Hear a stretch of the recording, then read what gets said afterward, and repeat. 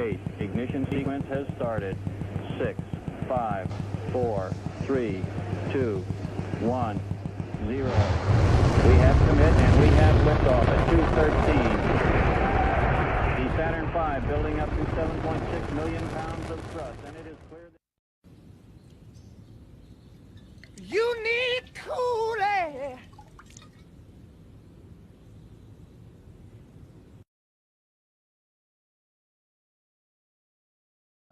Yeah. So I bought one. I got lucky because the entire family was gone. There was nobody to redeem it and stuff like that. Because they give you 2 years. They give you 2 years to redeem this. And Bobby Friends said grandma got run over by taxes. Chris Abel's pulled up the driveway now. So I bought it. And so I bought it and I got lucky and nobody redeemed it after a couple years. So I made a little bit of money. Yeah. Stop hating Mondays. Be a professional and hate the whole week instead. Bruh. After these messages, we'll be right back. Alabama Man! He's quick, he's strong, he's active. You can take Alabama Man to the bowling alley where he drinks heavily and chews tobacco. Wow, he can bowl. He can bowl, he can drink some more. Alabama! When wife asks him where he's been, just use the action button and Alabama Man busts her lip open. Shut up, bitch! Wow. I want to be just like Alabama Man. Alabama Man comes with everything you see here, wife sold separately. I thought I told you to shut up. Alabama Man! Are these your drugs? Look, Dad, it's Where not did you get it? Dad, Answer me. Who taught you how to do this stuff? You, all right? I learned it by watching you. Parents who use drugs have children who use drugs. Let's talk about your cable ACE award. Let's talk about buttered sausage. Talk about buttered sausage, where it comes from, what it does. Why is it doing what it's doing? Get it out of my face.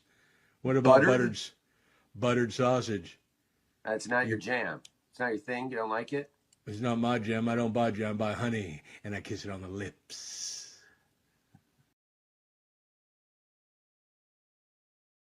The salt shaker test is a psychological test where you can trick your brain into tasting salt. So here's a salt shaker. Take it. And then if you tip the salt into your mouth, you can taste it.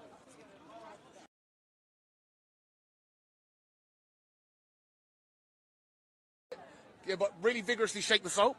Gotcha, bitch. Can you taste it? Can you taste the salt? Oh! What? Can you taste it? No, not yet. More vigorous. Oh my God. Gay. Can you taste it? Yeah, yeah. Can you taste it? Yeah. Can you taste it? Yeah, taste it. Can you taste the salt?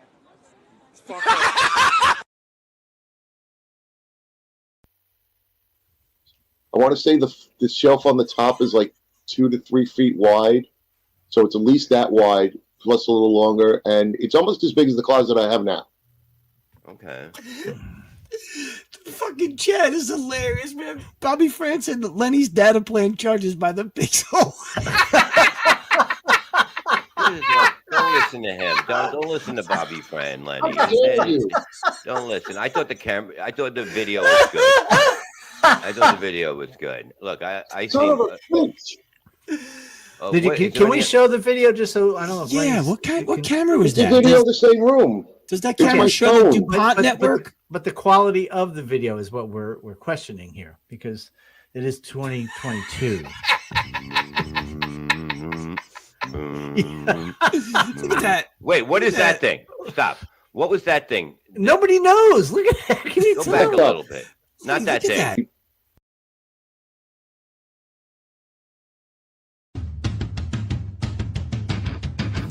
Do you feel that?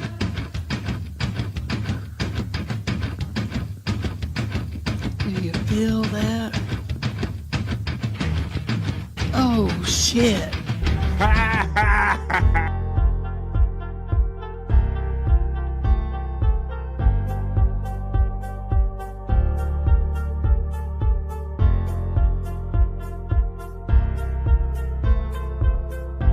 We're doing it.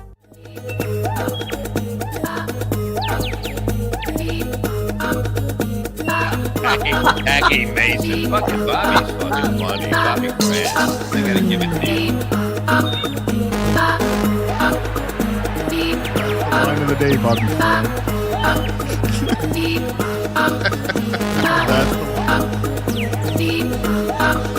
Super creative, super original. There's a show called The Vibe. And you're here, folks. Welcome to Tuesday and welcome to The Vibe. You ready to have a day? Hey, let's talk about buttered sausage or whatever you want to talk about for the next 3 hours.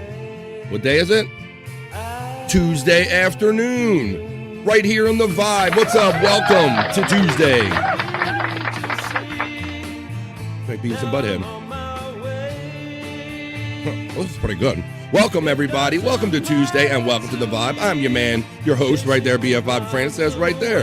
That's me. We're going to hang out for the next 3 hours. I am honored to be able to host these festivities today for the next 3 hours. What's good in the Stream Show hood, everybody? You ready to get down to it? It is that weird day. It is July 29th. It's kind of, we always say it's that bastard child of Monday is Tuesday. Don't quite know what to do with a Tuesday. That's why we don't necessarily have a 2 for Tuesday here, but we're going to have fun with for the next 3 hours hanging out.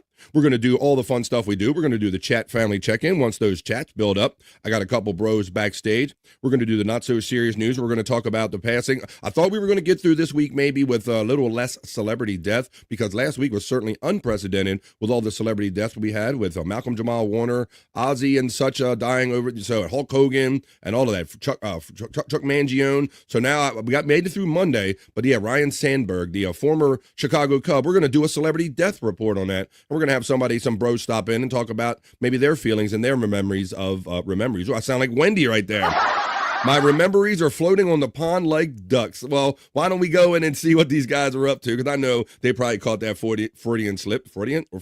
Here we go. Let's get the tongue right, folks. I'm going to bring my bro in from the Great White North. He's my friend. He's yours. He has great rememberies floating on the pond, ducks like on a pond. It's Bobby Nick. Come on, Bobby. The butt cheeks, motherfuckers. What's up? Butt cheeks. Oh, I always do that. I got messed up in the morning. How you doing, buddy? Let me see. I got deep butt cheeks. Yeah, I said rememberies. I said it like naturally, Bobby Nick, just like Wendy did. I said rememberies. Oh my God! Once again, yes. Maybe you're watching that video too much.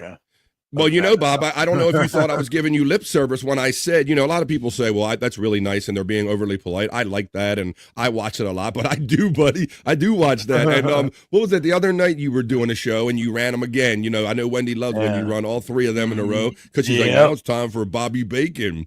I love that one too. I don't think I have Bobby Bacon ready to pull, but I do have the one that Blood created. Okay, but why?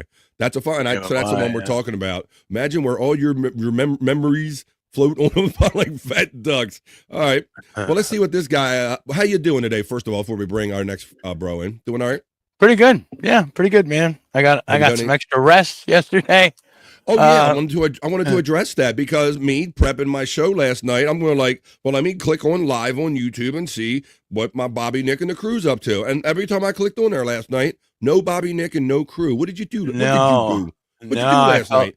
I went to bed. I went to take a nap. I woke up from the nap until like way late. So I was like, the unplanned. I should have known better. I'm like, you know, Bobby loves this shit too much. He don't schedule like mental health days or planned days off. They kind of just happen like this. That's what happened last night, huh? Mm-hmm. Again. Well, that's Bobby's schedule. If Bobby don't take a break, your body will tell you when to take a break. Yeah. Well, let's see if this guy was what he thinks about any of this and all. We're going to bring our next friend in. He's my friend. He's yours. He is known as the prop master around here. He's Scott Fitzpatrick. Oh yeah. What's up, man? How you doing? Not much. Not much. Now I know you don't do every nighttime show, but I was surprised to not see any of the crew on last night there, Scott. Yeah. Whenever I seen Bobby Nick was kind of taking the night off, I took the time myself. I took the time and tried to get away. I didn't watch no podcasting. I didn't go in the hole. I went out and sit out in the woods and looked at the dog and stared at some birds and that kind of stuff. Yes, it is good. It is nice to take a break from this every now and then, and it really does. It allows you to clear your mind. And also, Scott, I find that like when I take those weeks off or time off, it makes me eager to get back, number one, and it inspires me. And like, because when you're standing outside of it, at least from my personal perspective, I can think about things I want to do with the show a little more when I'm stepped away from a little bit. So just in general, I think it's time to just to step back every now and then. Right. Good shit, man. Well, how you doing? Like, have any of you boys heard from Andrew or anything? What's the latest Andrew news? We talked a lot about Andrew yesterday on the show. Nothing. Haven't heard a damn thing from him. No lives, no communication, no nothing, huh? Nothing. Well, we're currently only on my channels. He is not co-streaming on my. I know that he was kind of. That's not really important. What I'm getting at is that Andrew's not present right now. So if I see that little screen share show up that he's sharing co-streaming my show on the Andrew the Giant 96 channel, I'll let you know. We'll bring Andrew along if he gets a chance to come along. Maybe they'll pace him in a way, guys, that maybe he can join us after lunch. That might make more sense anyway, since he had that, just a brief opening and then they had to drag him away. So this is the kind of things that maybe we can work together and do. So hopefully, wishful thinking, maybe Andrew will be with us later after he has lunch and they know he wants to do the show. Maybe they'll stuff him in a broom closet and Andrew will join us later on. Here we go. And I say that. I say that with humor because I don't mind it, and I don't think Andrew does it. They kind of put him in a room by himself and let him do something that he loves. He would rather be in that the alleged broom closet, doing what he loves than kind of in his room not doing it. So let's do what we do. We're going to hang out for the next 3 hours. Like I said, I have the not so serious news. We're going to talk about the passing of a Chicago Cub. Now, Scott, you not being the largest sports head, you did it again. You seem to have like some kind of mental connection to Ryne Sandberg, buddy. What is your take on Ryne Sandberg? Yeah, well, I used to be into sports quite a bit. I just kind of once we started podcasting, and then after Sports Heads ended, I just kind of got away from watching sports. So all my stuff's kind of dated. Okay, that's fine. And but when I was young, whenever I was in middle school and all through high school, I used to have a professional looking baseball card shop in my bedroom with glass cabinets. That's right. You did mention this before. With glass cabinets, cabinets and price tags on everything. Oh, with price tags. Yeah. Oh, wow. I mean, I was really, really, really into collecting baseball cards, but Ryne Sandberg was one of my ones for whatever reason I was most proud of. I had that in the baseball photo ball or whatever they called it. And I got his rookie cards under glass.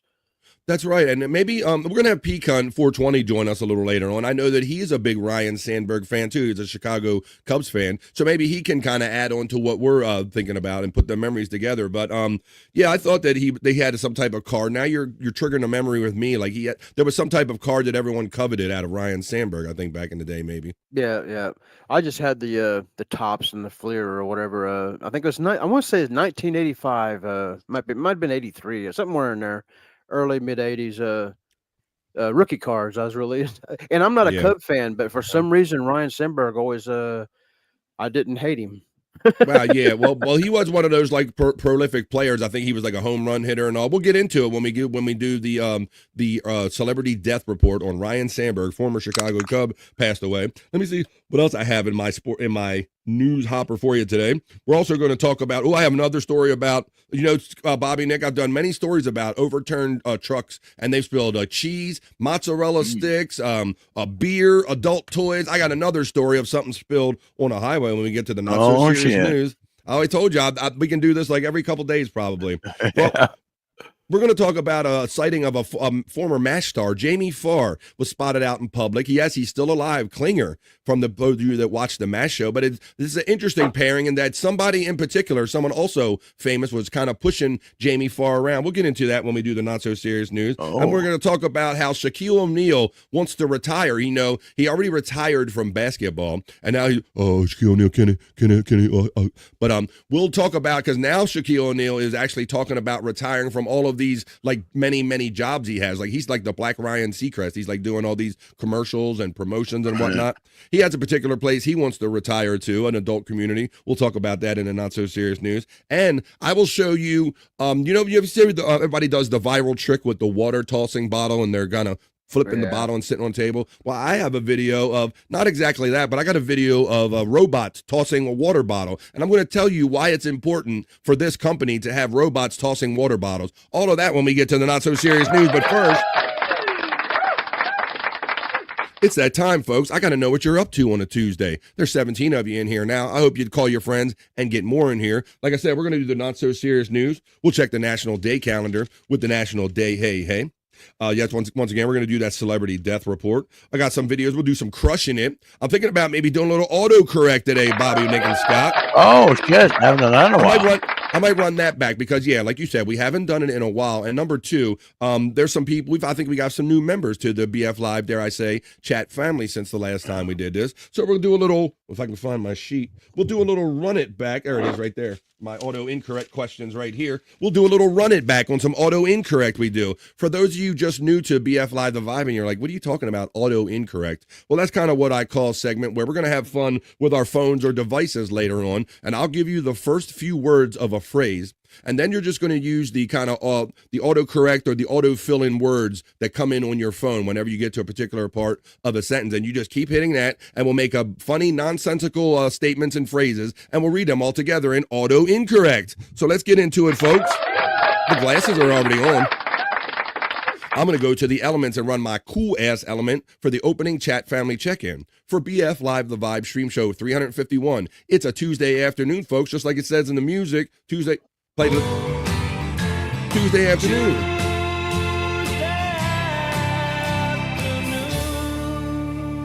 Tell me what you're doing on a Tuesday afternoon as I run my element. You throw them in the chat, and we start the show with the opening chat family check-in. It's Tuesday, folks. Let's get it going.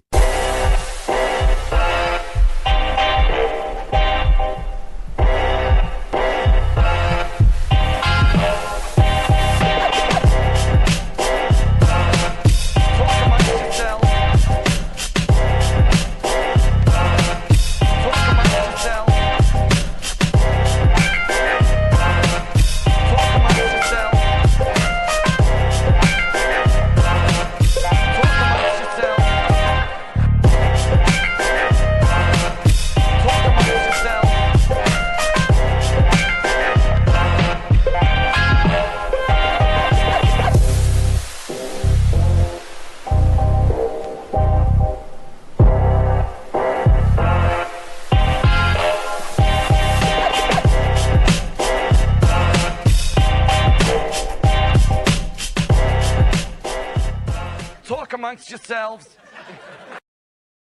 That's what we're gonna do. You're gonna talk amongst yourselves.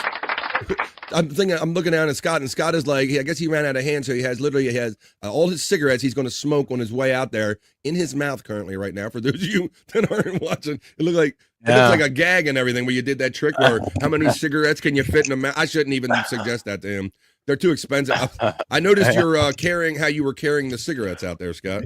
Yeah, because I gotta, I'm holding the computer with one hand, and I gotta hold my pants up with the other hand, the old holding your pants up with the other hand trick. Oh my goodness, I hate that, Scott. There's a pair of shorts that I have that if they fit me kind of loosely, bud, and if I put like my phone in my pocket and just one or two other things, if I start walking too aggressively, my drawers start falling as I'm walking, and so I find myself like hand on my pants and trying to pull them up. So there's that issue. All right, guys. Well, Scott's outside. He's ready to go. Bobby Nick's here. We'll see if Andrew joins us later on, but we got great people in the chat family, and I called it, folks. This is your last call. Hey, before I say anything, hello, my lurkers out there. Hey, BF. I'm shy. I don't really chat. I'm too busy to chat. I just enjoy watching and listening. Well, welcome, my lurkers. You hang out today for 3 hours of positive vibes, as I do talk to the people that choose to talk to us by putting your chats in the opening chat family check-in, so post them up, folks. Post time. The festivities are about to begin. Let's see what you're up to today. You got a ham sandwich? Are you at home? Where are you at? Let me know. Pecan checks in, and Scott whips the horse. Pecan always first to check in, and he says, "Goonie goo goo, you begonias." He throws his own pecan emoji out there. Ungo bongo, what do you gano? Let's go, my friend. Pecan, what do you gonna know, my friend?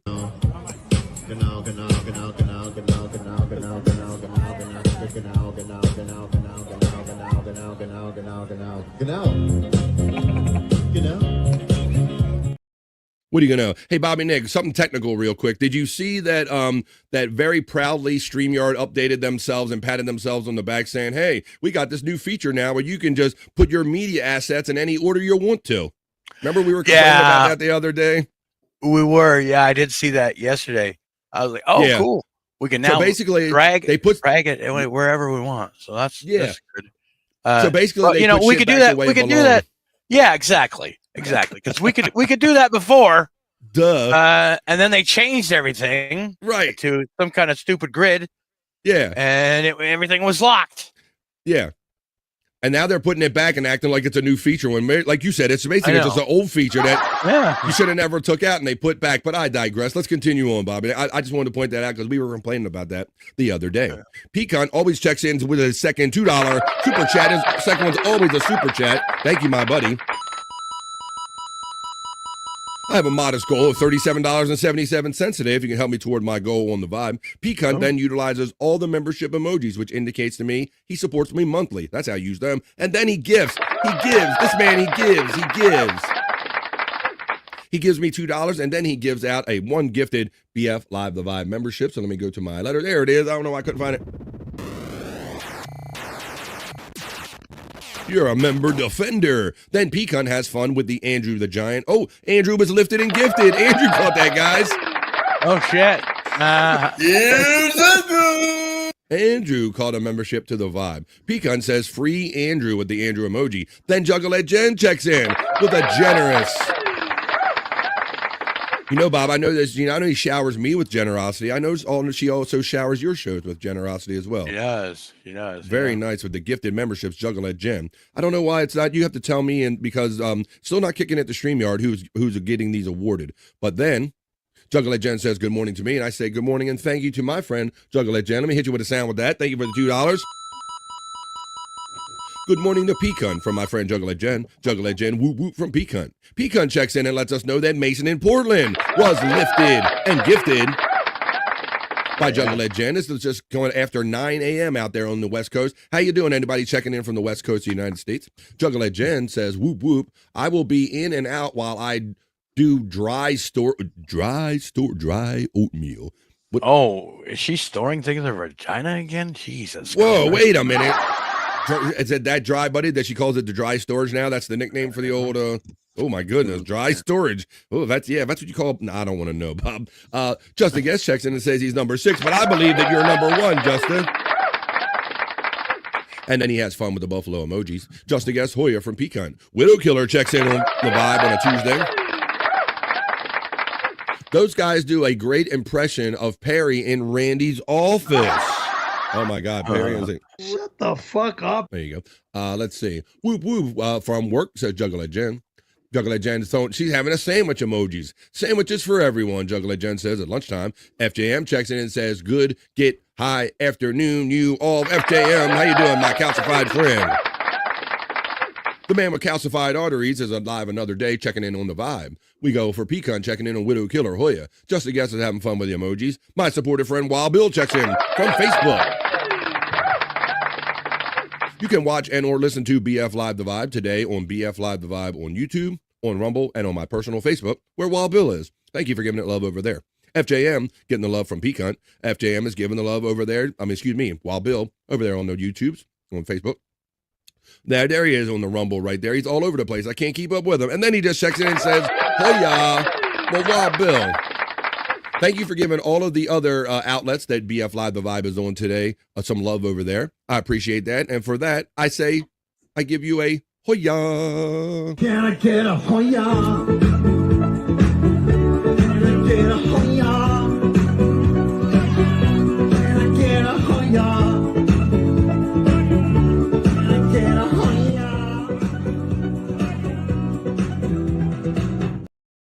Hoya, Wild Bill. And I can't help but think about it and be flattered and appreciative when people like Wild Bill and others say that this gets them through their day and all, and the incredible statements you guys were making about how just being real about letting people know that you live close to the edge of maybe not being as happy as some other people are, and maybe this show can make a little difference in your life, and that means everything to me. So thank you for everybody for being so open about that yesterday. Widow Killer says, wait a minute, I thought Perry was a Cubs fan, so he was a White Sox fan all along? Shut the fuck up. I'm not sure about that. I know that my friend Terry Nee stood in line for an hour when we went to Pottstown and waited to get Perry to sign his Cubs baseball. So I know that Terry Nee's also a big Cubs fan as well. Juggalette Den checks in with her 8-month member emoji. And Juggalette Jen has known us since we probably first got into this game. And she says, thank you for your 8-month membership. emoji. She says, you're the best daytime programmer. We'll ride or die for you, Bobby Fran. I love you, Bobby, Nick, Scott, and Andrew. And what do you know?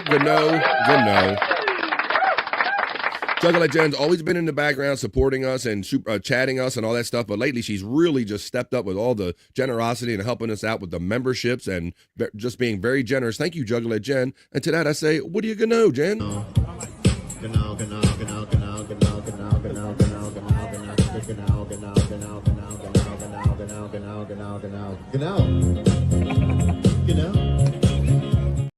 Reverend Wild Bill shouts out his friend Pecan and utilizes the pecan emojis he has for being a member here. Hey, Wild Bill from Juggalette Jen. The Reverend Wild Bill shouts out Juggalette Jen with Bobby Nick World Order. I like to say that every now and then for people that wonder what does hashtag BNWO mean. And she then follows up with HIGH.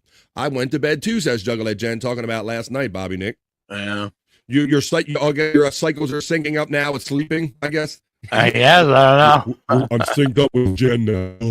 I'm synced up. You guys are all synced up. There you go. Terry Nee says,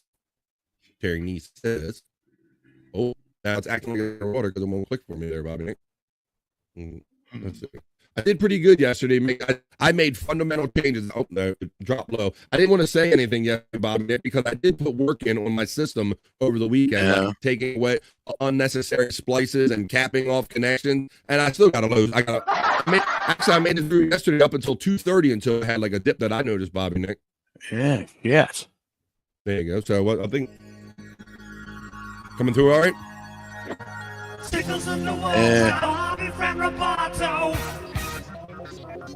Terry Nee says, I play for the Cubs in Illinois. 3rd grade, does that count? We wore Major League uniforms. Wish I saved it. Cubs would have come to our school and played the teachers in basketball in the Rick Monday era. Thank you, Terry Nee, for sharing your Ryne Sandbergs and Cubs memories right here. So you'll be interested about the Ryne Sandberg when I do the Celebrity Death Report. Scott and Bobby Nick, Jen shouts you guys out. Deep. Like whoop, whoop. Scott knows what to do with this one.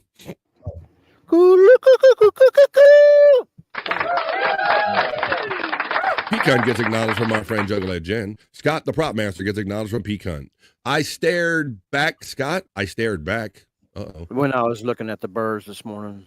Out in the woods. Yeah. The birds stared back. Okay. What about me, Jen? It isn't fair, says FJM. Terry D gets acknowledged from Pecan. The Nightbot is sharing Pecan's YouTube channel right there, Pecan 420, if you want to check out any of these wrestling matches going on. Andrew needs help, says our friend FJM. Electric Gino.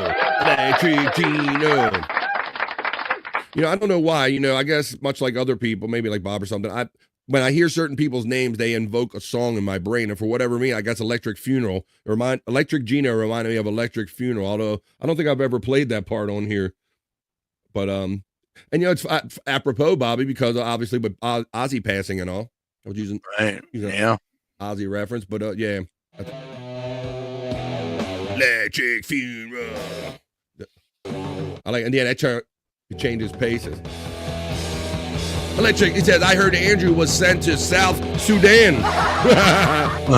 Electric G, no, we refused him. We don't have wheelchair access here for him. We could not take him. No. How you doing, Electric Head Gino, checking in on a Tuesday for positive vibes. Pecan shouts out Electric Gino with a howdy. Widow Killer says, put him in the cupboard under the stairs and we'll call him Andrew Potter. Yeah, and we'll cut him off. He'll have all his letters will have to be flown in and everything. They'll have to fly themselves in. There's old Harry Potter reference right there. Electric Head Gino says howdy to Pecan. So Chunkster is checking in. It's been a minute. So I see the Chunkster. What are you going to tell me about my favorite player? Well, I'm going to tell you that he passed away, and we'll get some of the, you can pitch in there, Stachunks, and let us know your memories of Ryne Sandberg. And yeah, it kind of slips my mind every now and then, Scott, that you did tell us that baseball card story before, that you were deep in the game. So I shouldn't discount you as not being a sports fan altogether. But yeah, we're going to talk about all our memories of Ryne Sandberg. Pecan shouts out Stachunks with the Hoya. Ryne, the lovely Ryne, checks in. Ready for the hangout for positive vibes? Happy Tuesday all from Ryne Hoya from Pecan. Juggalette Jen says Jim Terry Chunksta. Terry Nee says 80s Cubs, a farm team for the Phillies. The Juggalette Jen says, Ryne. Pecan gets the shout out love from Ryne. The Nightbot runs the Shawnee Zone bot. How was your day yesterday, Ryne? Ask FJM. Could have been worse, FJM. Well, that's a good thing. Some moody blues. There you go on a Tuesday afternoon. Hey, everybody. It's a Tuesday afternoon in the big city. We got the moody blues Tuesday afternoon. What do you think about Black Sabbath, though? Electric Gino. Always look on the bright side of life. A. Well, she threw the Canadian A in there, Bobby Nick. There you go. The Voice is one of my favorites, Pecan. 100 Proof Podcasting Discord link is running. And Joint. A Joint was in there. Pecan says, Ryne, I've been a big fan of the Moody Blues. I've seen them 4 times in concert. You know, but Scott, we'll talk about all the concerts we have and have not seen. I do not believe I have ever seen the Moody Blues live. I have not. I haven't, but to be truthful with you, I guess it's way out of my genre, and I couldn't tell you. I know they're a historical thing. That's hot. Yeah, they're on that outer edge. They're that progressive rock, that prog rock from that era where it was kind of that kind of heady instrumental kind of music and all that stuff. But yeah, as years going on, I learned to appreciate that stuff. I didn't see Moody Blues, but I did make a chance to see ELO because I'm like, I'd like to see ELO one time before they check out. So I did see Jeff Lynne and ELO, but not the Moody Blues. There is a link for Scott Fitzpatrick pages all right there. The Prop Master 69, the Angry Iguana 112, and so forth. Pecan, oh no, Oscar Electric shouts out Pecan. The very generous and hardworking Oscar Electric is always helping me improve this show, and you're going to see more evidence of that as we move along in this show today. More Oscar Electric influence on the vibe. 2 for me, Pecan, says our friend Ryne. Jenny gets shout out love and fire from Oscar, as well as the Ryne from Oscar Electric. Oscar, he gets a shout out love in return from Juggalette Jen and from Pecan. Nee gets the love and the fist bump from Oscar Electric. Oscar Electric says, good morning to my brother, BF, my brother, Bobby Nick, and my brother, Scott Hoya. Oscar. You talk about a guy that just has so much fun in this kind of universe that we're in these podcasts. I mean, I can tell from his AI that he watches a whole hell of a lot more of these shows than I have time to, guys. And he's enthusiastic about everyone. You can tell that, Bobby Nick, right? Yeah, he's always commenting like on the potato and the whole steel toe situation. And he's throwing them ones out there for Little Lemmy. There's all those ones when they talk about her looking like the quintessential lesbian and all that shit. He's having so much fun. I remember when Oscar first started showing up, and I've come to warm up to the Oscar a little bit. I was a little bit scared of him, man. I thought he was going to turn on us at any time. There's that thought in the back of my mind as well, Scott, because when you see him going in on other people, you're like, well, I don't know how he feels about me if he's like going in on the Julie or certain ones, whatever his du jour going in on that was that day. So you're not wrong about that, Scott. I was wondering too. Matter of time. Pecan to Cal. Dude was badass. I just can't take the heat there anymore, says FJM. We're going to get through this opening chat family check-in. We're near the bottom of it. Juggalette Jen is laughing and having fun. Bill gets a shout-out love from Oscar Electric. Juggalette Jen, dry storage. Wait a minute. Yeah, as soon as Bobby alluded to what dry storage might be, I ran away from that topic quick. Shit, what are we talking about? Because then Den says, oh, it's the driest. So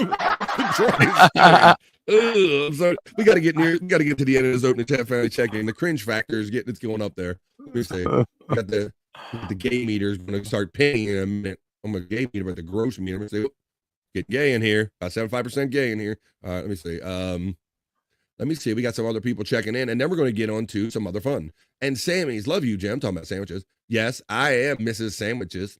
Ryne checks in and says, Hoya. David Chandler. Ooh, Dave. Hey, Dave.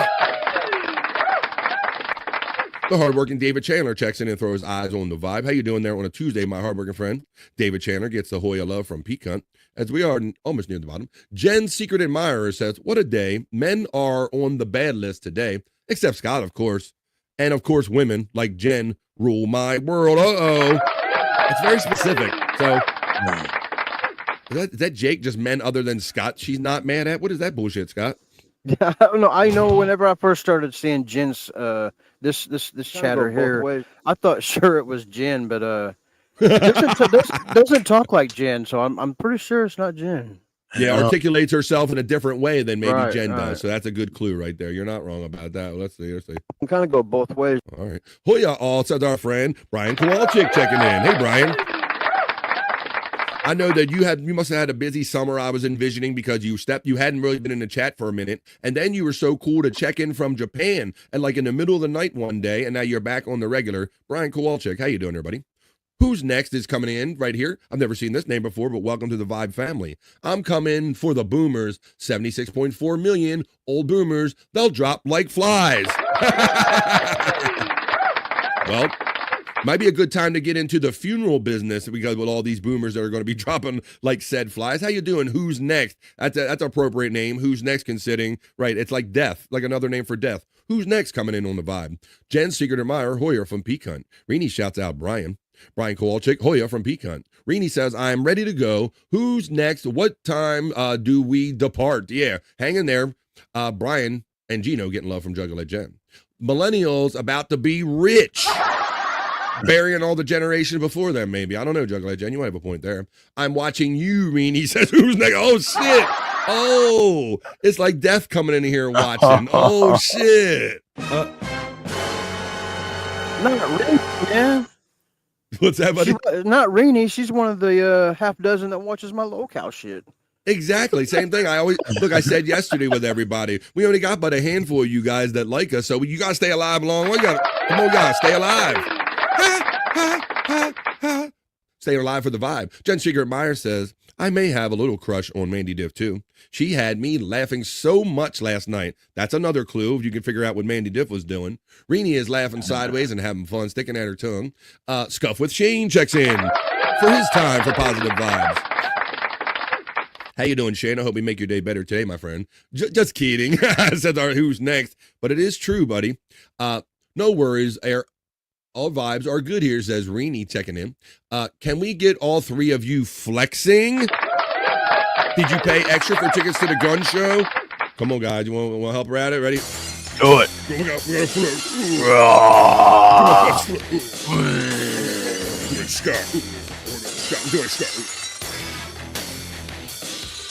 I don't have them like Scott, but I got a little bit. All right, that's enough. All right, that's enough. You be spoiled. You get juicy man meat early in the game. Hello there, Scuff with Shane, says our friend Rini. Scuff with Shane gets acknowledged from Rini. How are you? Terry Nee says Scott is a fart fan. I'm not sure that. can kind of go both ways. Let me see. Shane checks in. Shane Hoyer from Peak Hunt. Shawnee's own link is running for my friend Shawnee. Terry Nee checks in with the most generous gifted Terry. Everybody's heard about the bird Terry Nee checking in on the Vibe, giving out that one gifted. And my Stream Elements bot finally decided to wake up and look who got it, Bobby Nick. Tell everybody. Oh. Tell everybody Alice. Who 2 Alice 8 is. Alice. Who the fuck is Alice? Who, She's Bob? the one with the big fucking tits. Always checking in, Bob. I saw Alice checking in the other day when Andrew was kind of out of it, trying to distract Andrew and kind of doing this. And my boy was so distracted, Bobby Nick, even the breast didn't work that day, buddy. I heard you say, like, damn, Alice, they're not even working today, girl. I know. Well, Alice No, is it's bad. Oh, man, that's bad. When breasts don't work on our boy Andrew, you know there's problems. Thank you, Alice. I know Alice has been a supporter of mine for a while, but I'm glad she caught that membership, and I'm so happy that Terry Nee gave it out. You guys make this happen. Rini says, yes, it was a joint you took with you too, Scott. There's a man with a plan. Oh, somebody saw a joint in the mix of what you had there, Scott. Did he bust you? Well, I mean, I could see why they thought it was a joint. I did bring weed with me. I got a little pipe. But I roll my own cigarettes, so the tip of them I kind of pinch off, so they probably thought it was a joint. Oh, there you go. There you go. Hoya to the commission. The commission's going to be joining us after the opening chat family check-in. We'll talk about a little bit of that, but he loves Ryan Sandberg too, so we're going to reflect on that. And I see you backstage. I'll bring you in a minute. Terry Nee says, Alice's boobs are awesome. Terry Nee checking in. Well, how about that? You just rewarded those boobs. Good afternoon, everyone, from Tiffany, Washington, checking in. Terry Nee lets us know that he saw the Moody Blues. Oh, there you go. I see that, Bobby Nick. I'll bring that in when it's appropriate. In the private chat. Saw Moody Blues in Philly in the 1980s, says Terry Nee. Was it on a Tuesday afternoon, bro? Were you smoking weed, bro? Did you get a contact buzz? Oscar Electric Hoya from our friend Ryne checking in. Matt gets love. Oh, Matt checks in and says, BF in the Midday Freaks. He coined it. Well, I still got a little ways to go, so I might as well bring him in now. I thought I would make it to the end, guys, but, don't hold your breath any longer. And Andrew, you're not co-streaming yet. You don't have to, buddy, but I know that concerns you. Doesn't really concern me. It only concerns me that you're here now. It's Andrew the Giant. Andrew! Somebody forgot to put the stream on. I told you it wasn't important. Now, Bobby, Nick, and Scott, what happened to my boy here? He looks a little different, doesn't he? Did you get a fresh haircut here, Andrew? Yes. I thought you did. Oh, shit. You get off that podcasting long enough, we'll cut your hair for you, Andrew. Looking slick over there. How did that go down, buddy? Who did that for you? The facility has a barber coming every month. That's awesome, Andrew. Well, that's a good thing. How you been the last 24 hours since we've seen you? Doing okay? Doing all right? Been all right. Yeah, that's good. Yeah. Well, it's funny. I know that they put you in a private room, so you wouldn't be heard, and maybe others wouldn't be heard too. But it doesn't seem to be working out too good. They got to close the door or something. I don't know because we have I can hear. I might try. I don't know. Ryne says my grandsons enjoyed watching you win your match the other night. Terry Nee. Matt checks in. Let me get Andrew off the single shot. I know everybody wants to say hello to him. Matt gives the SIGs up to Bobby Nick. Deep butt cheeks there. Mandy Diff checks in with the BF Live Divide. Captain Nick and Scott, the resident fishing expert and gravity bong expert. Mandy Diff checks in. Matt gets love from Ryne. Matt checks Ryne, gives her love. Hell yeah, Ryne from Juggalette Jen. Terry Nee says, Ryne, I'll need to watch that. Matt checks in with wait a minute. That must have been earlier when I was underwater about 10 minutes ago. Oh, shit, he died? Damn, met him at least 10 times. Damn, just gave away 5 RCs of his last month. Talking about Ryan Sandberg. Wow. Mandy gets the love from Ryne. You got something on that, Scott? You seen him went for your I seen it where it said RC. I'm assuming he meant rookie cards. Wow. I was going to wait and process and see if that came to me a little faster. It didn't come in the moment, Scott, so thank you for that. I watched highlights of the game. They broke that news during the Brewers Cup game. All right. She's breaking up, Captain. Big Blue 128 checks in. I'm going to now, at 47 minutes into the show, we have Andrew with us now, so I'm going to try to complete the family check-in by scanning through it, just making sure that we acknowledge anyone that we hadn't previously acknowledged, like Big Blue 128, shouting out Ryne. I'm going to scan through here. Big Blue got checked in. Mandy Diff checked in. There's Ryne. There's Peacunt. There's Ryne. They're having fun. I discovered my gayness in D.C. Not with me. Let's see. Let's continue on here. There's Oscar Electric shouting out Mandy Diff. Ree getting the love. Did it jump again? Let me see. Matt, the Wendy video is complete, says our friend Oscar Electric. Man, this guy is killing it, like helping all of us out. He helped me out with a new element you'll see during this show today. Where can I show it to you? Just kidding, just kidding. There's clipping and dipping, checking and saying, let's go. We're just scanning through the opening chat family check-in, making sure we acknowledge anybody that jumped in a little late. Oscar, right on brother, that is awesome. Can't wait to see it. He spoils us, doesn't he? Oscar Electric is so generous, having fun with us and helping everybody out. Derry Chandler says, I discovered my gayness in Tennessee. I didn't know that you and Terry Nee went to Tennessee. Or maybe you discovered, see, TN. What does that mean? What is that initials for?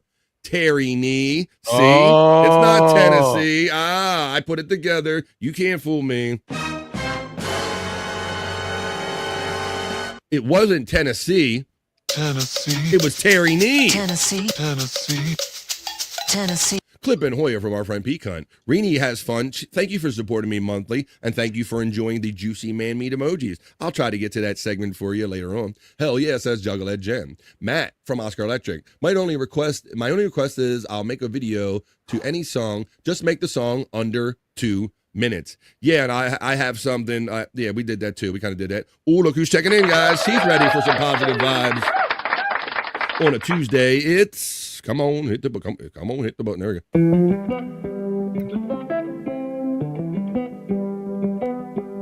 Amber's checking in with some great news.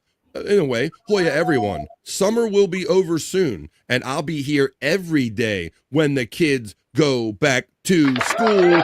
We'll keep you company in that time in the middle of the day and right before you got to go pick them up from school. That's awesome, Amber. We're going to be your afternoon entertainment. You're going to go happy picking up the kids and all. That's great to know. Hey, DC, already committing to the future. Hey, DC, from Tiffany, Washington. Shane is laughing. We're going to say screenshot. Yepper admirer. I wasted 2 hours. What? Yepper's admirer. I waited 2 hours for Nick and got 9,000 messages. What? Oh, no. I did. I got lots of messages. It was Oscar crazy. says, my voice to text didn't come out correctly there, Matt. I will make a video for any song that you can create. Just make the songs under 2 minutes, please. Yeah, because there's limitations to this. Oscar, if you want to send, they're talking about business in there. Bobby has a copy of it already. Oscar's laughing. All right, let's get in here. Oh, well, that was hot. That was hot. Let me see. All right, I'm just going to make sure, once again, you did good. I figured out a way to clip the songs offline for free. Oh, there it is. Oscar Electric shouts you out, Andrew. Shout out, Oscar Electric. Oscar Electric loves him some Andrew, and he loves all of us, man. And he's helping all of us out. A great contributor, Oscar Electric. It's great to have people that enjoy this. You know, Andrew's haircut looks more like my AI than Andrew used to look. It's perfect. You got an AI haircut. Andrew is doing clerical work for the home now. Yeah, I said the other day, Terry, he should just start answering the phone, just giving out the name of the place. Hey, 1 second, please. He'd be like picking up the phone. Andrew, can you turn your head to your right, and now turn it to the left? Okay. One more time. Do it again. I want to see what Scott's looking at, because Scott noticed some shit. I thought it would come down a little bit lower on his right side. Thought he had the crooked Hulk or something like that? Yeah, it might be okay, though. There's something different about the right. It's riding different. I don't know what it is. Yeah. Yeah, it's those first little. Let's say there's. Yeah, I think it's just some bangs he's got out of place or something. Yeah. Them bangs right there throwing you off a little bit. Yeah, that little snag of hair right there hanging down. Yeah. Always keeping it tight, says our friend Brian Kowalczyk. Andrew, can you flex something? Well, Jen, what can you flex? And we've had Andrew flex before. Yeah. We've had Andrew flex before. Oh, hell yeah. I don't know if he's flexing or if he's cold. I'm not sure, but there you go, Jen. That's what you get. Andrew got some waves in that hair, 100%. Where's the do-rag at, Andrew? You need that do-rag up in there. I don't mind hearing screams coming from the background. It's actually pretty interesting. It can be a little distracting when you're trying to run a show and you're like, should I acknowledge this or should I just keep... Right, Bob? Do you do that too when you hear him screaming, or you just... I imagine you learn to roll with everything too at this point. Right? Oh yeah, you just gotta, yeah. Scott with Shane checks in, and he likes your pay cut. Your pay. How did I get pal haircut? He likes your haircut there. Shut up. What? Oh, thank you. Now Andrew the Giant is co-streaming. Come on in, friends. And Mandy Diff, Gravity Bong Count. She's got her first one down for the day. Ryne says, I know it's like someone left the dungeon open. I have a whole story going with that. Oscar, okay. I'm going to make sure. Chandler says, all the screaming reminds me of my basement. Reminds you of your basement, huh? Well, let me see. What do I have here in my videos? I have,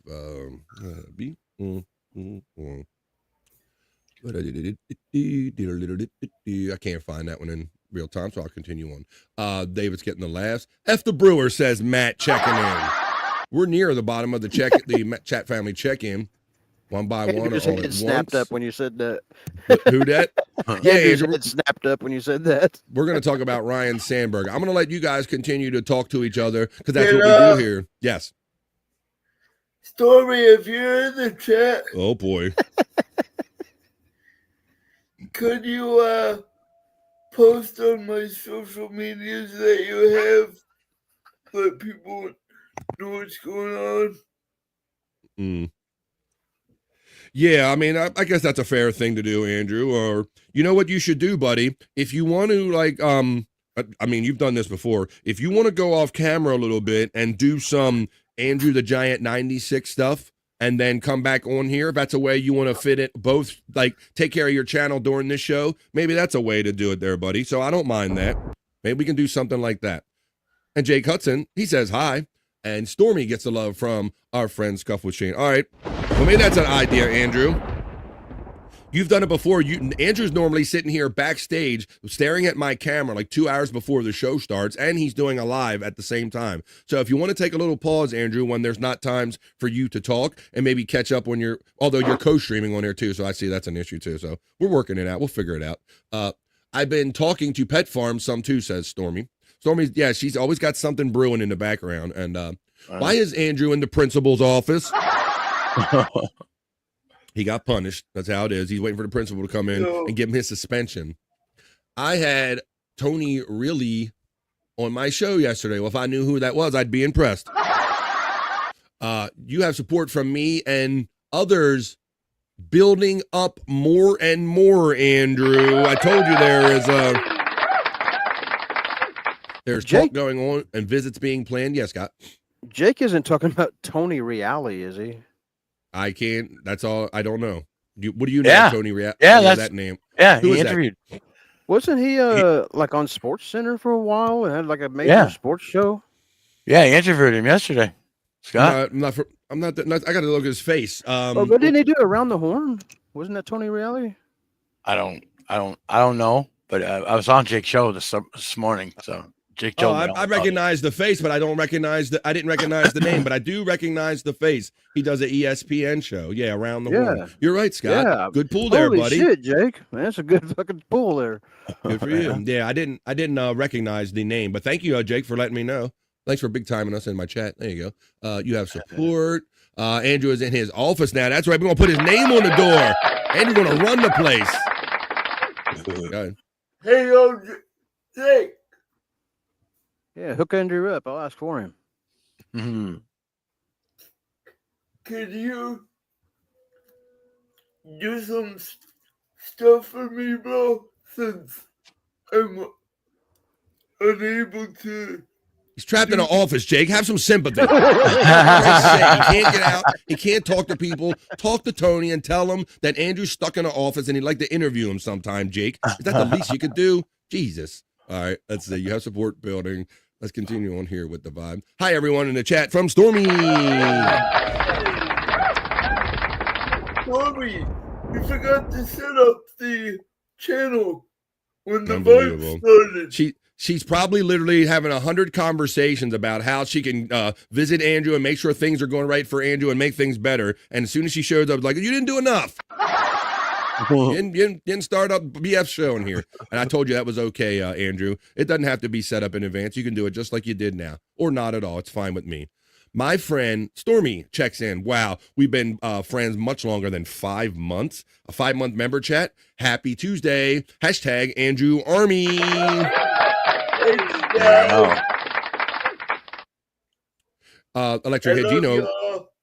Electric Head Gino lets us know that he Around the Horn. He worked on Pardon the Interruption before that. That was those afternoon shows that I'd only catch every now and then.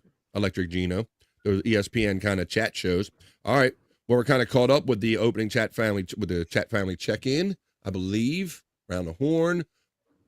I can't set up the vibe, silly. LOL. I don't have access to BF StreamYard. It's okay. You're set up for no filter. I think she's just meaning the co-streaming or whatever. We can talk about it. It's not even really an issue. Stormy getting shout out love from Oscar Electric. 2 people that are so creative and helpful and elevate all of our games and help all us out, whether graphically or personally, like with Andrew.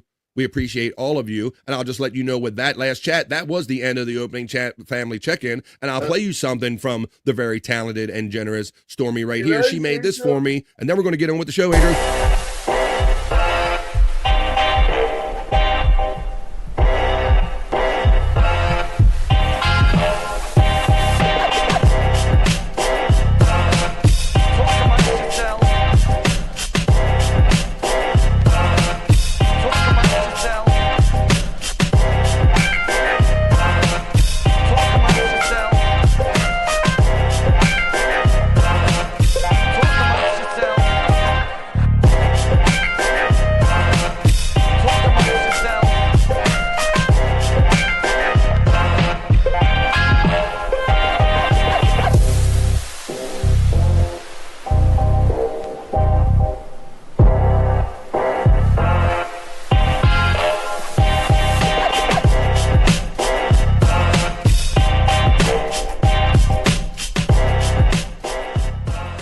talk amongst yourselves. So what you continue to do, while we continue to attempt to bring you 3 hours of live fun right here on The Vibe every day, Monday through Friday, 12 to 3. Yes, Andrew. Yes, your thought. What should I tell my fans in a short, should I tell them? You should say, "This is Andrew the Giant. I'm being held hostage against my will in an office. Please come help me." They got sheets on the curtain, for God's sake. No, you Andrew, I always say, buddy, and you're a pro at this. It's the reason you have over 40,000 subscribers all on your own without our influence at all. Is that speak from your heart, my friend? I think that's what's gotten you here, is being honest. You get on there and you just hit start and you go, hey everybody, it's Andrew. I'm sorry I haven't been on here for a minute. I'm kind of stuck in a broom closet. Whatever you got to say, Andrew, just throw a little video out there. Yeah, you can check out of here, do that, and then check back in. And maybe that's a way that you can add some balance to Andrew the Giant 96, where this show is being co-streamed on. But right now, we're Tuesday. We're about setting vibes, Andrew. What do you say? Let's get funny. Let's get funky. Yeah. What do you say if I got some heavy metal, guitar, karate? If I mix those two, that's what you got here on The Vibe. Check this out, Scott.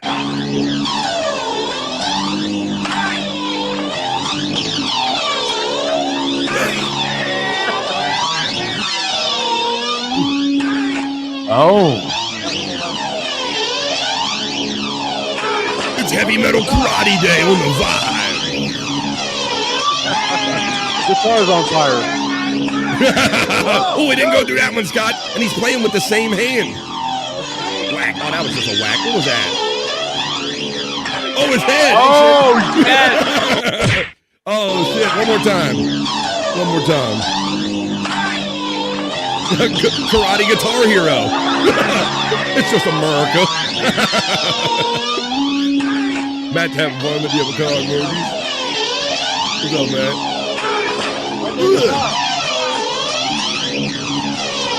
He catches the guitar on fire. Yeah, there it is. Yeah. Oh, yeah, it's a tip of it. Oh.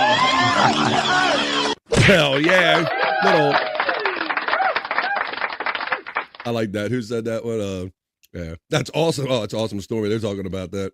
Let's see. Oh, we got a strain talk here in the chat. Mandy Diff, Gravity Bong, street cred weed. I'm loving it. Hash Burger Strange. He went back to the old street pharmacist. I've been restricted by my new residency. Tyranny says what you should say. Yeah, I like my idea better. I'm being held against my will in an office. So I'm about to run this bitch. I'm about to be the CEO. Just call yourself the CEO up in there. Andrew, the CEO. Karate Guitar Hero. I like that selection right there. So good just America right here.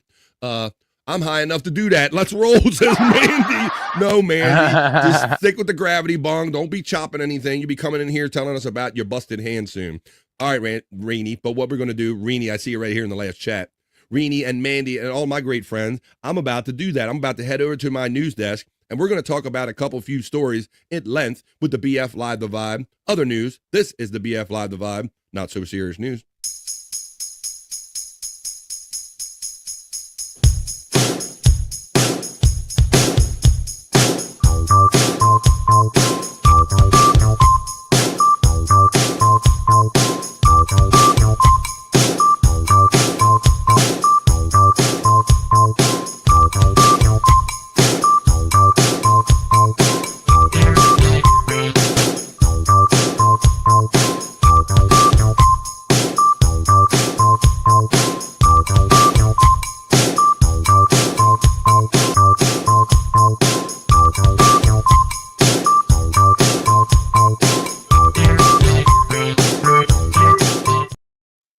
Oh, I'm practicing my dances for real. I'm doing them for real.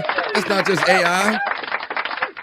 Let's bring it in. Let's do it. P-Cunt always lets us know it's Bobby Cronkite time. Well, speaking of P-Cunt, we're going to start off. This is the BF Live The Vibe, other news. We're going to bring our friend in P-Cunt now because we're going to start off with our celebrity death report. And we're going to talk about Ryne Sandberg. But first, let's say hello to our friend. Before we talk about death and gloom, we'll honor Ryne Sandberg, but we're going to bring him in, folks. A lot of you know him and respect him, given the name and respect that he deserves as the commissioner. Well, he's here. It's the commissioner himself. It's P-Cunt.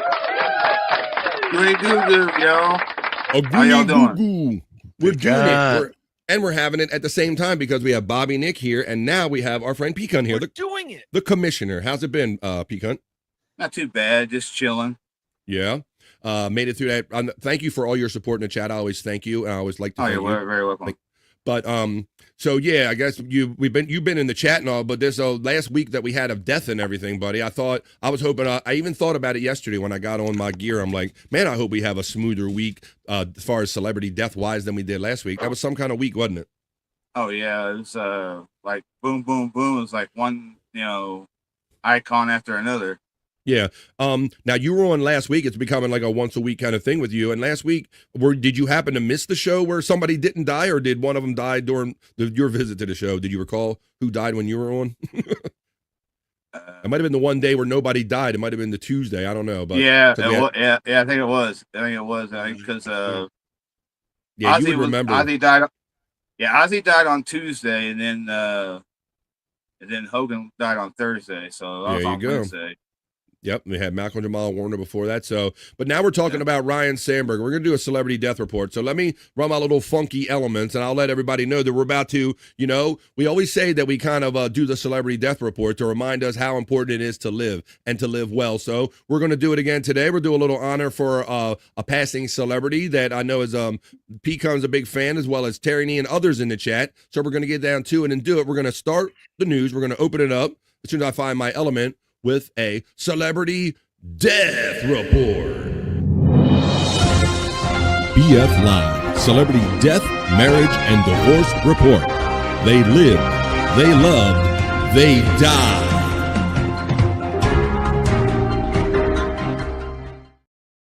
All right, I'll let you know. I guess Pecan, I'm probably accused of spelling it wrong, too. I knew there was something weird about his name, but regardless of how it's spelled, it doesn't have any condition with the fact that he passed away. Ryne Sandberg, I guess I always called him Ryan, right? I guess imagine a lot of people do that. Pretty sure everybody pretty much called him Ryne Sandberg. Yeah, but if you really look at the spelling, it's Ryne, R-Y-N-E. Well, Ryne Sandberg, he was a longtime Cubs star and baseball Hall of Famer, dies after a cancer battle. Ryne Sandberg spent all but 13 games of his 16-season MLB career with the Cubs. So did you know about that he started out briefly with a team there, Pecan? Yeah, he was with the Phillies before he became a Cub. Very good, man. That's good. I looked it up yesterday as part of my research for doing this today. And yeah, I saw, because I had always ever known him to be a Cub, Pecan. So I was kind of fascinated to learn that he had a little stint with the Phillies, and so short, what'd they say, 13, 16 games or something like that? Yeah, it was very short-lived, and then the Cubs ended up with him. Huh. Well, I'm going to read you the story about him and his condition and all, and then we'll get on with some other stuff. But longtime Chicago Cubs star and Hall of Famer Ryne Sandberg died Monday, the team announced. He was 65.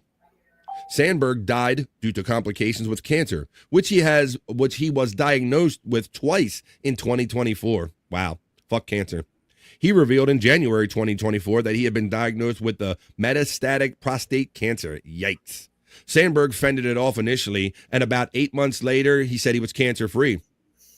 In December, however, Sandberg announced that the cancer had spread to other organs in his body. That led him to undergo more intensive treatment.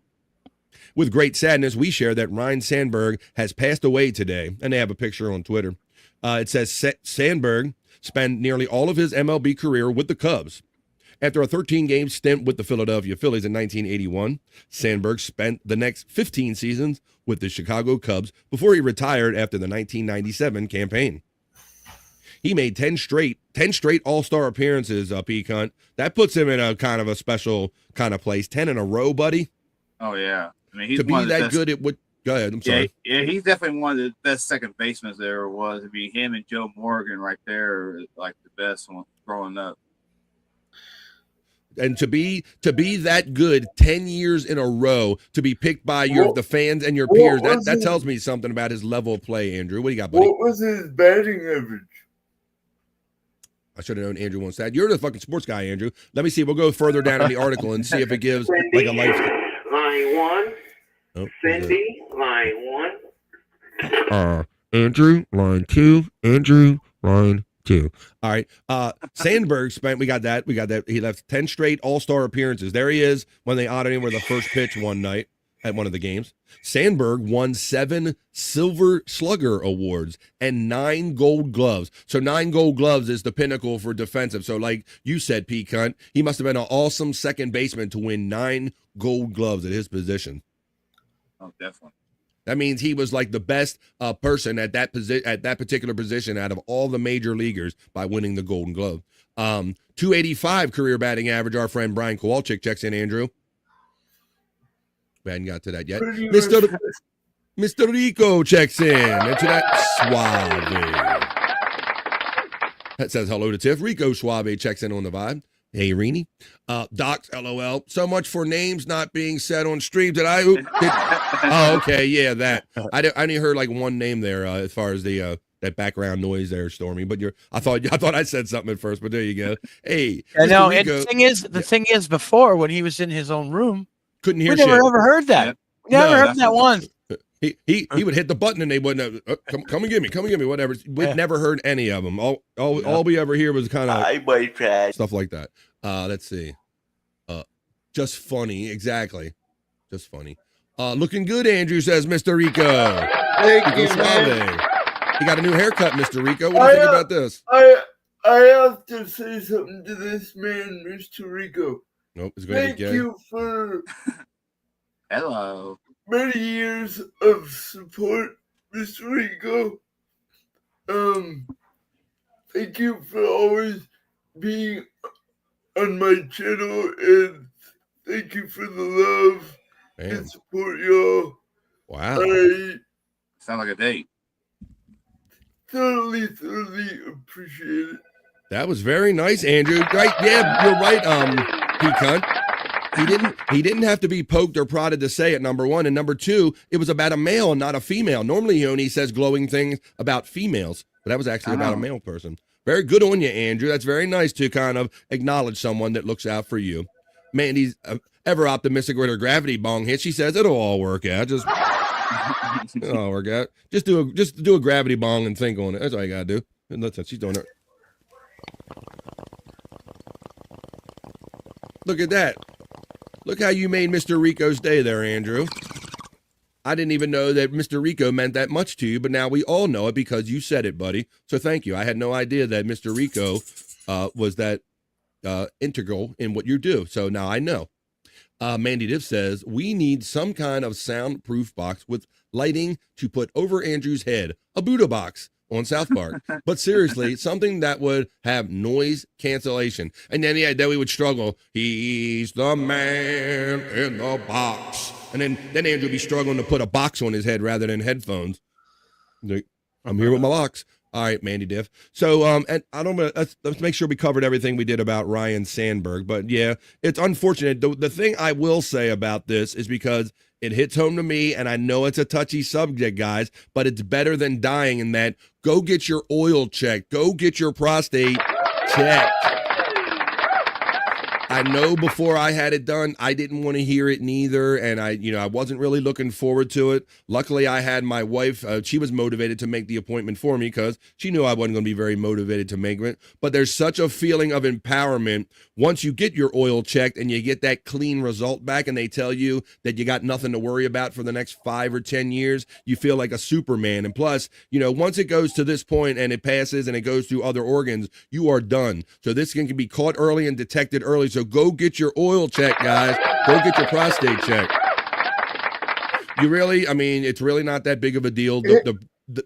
Sorry, Andrew, let me finish this. You do the prep very late at night without eating. You kind of sleep through the not eating part. You get up early in the morning. You go get your oil checked real quick, and you're feeling better. Go ahead, Andrew. And sadly, it happens to more younger and younger people.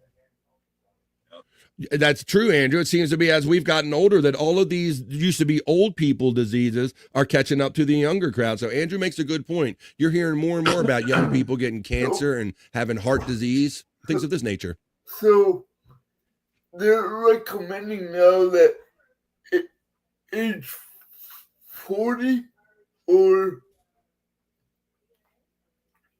because it's usually at age 50 Yeah, it used to be 50, Andrew, and they have recently reduced both of those time frames for women's breast cancer, and the same goes for women. And I went through that. My wife went through that personally, where they found a little lump through regular examinations, and she got it removed safely. So fuck cancer. It's nothing to fuck with. You got to stay on top of it. Get your oil checked.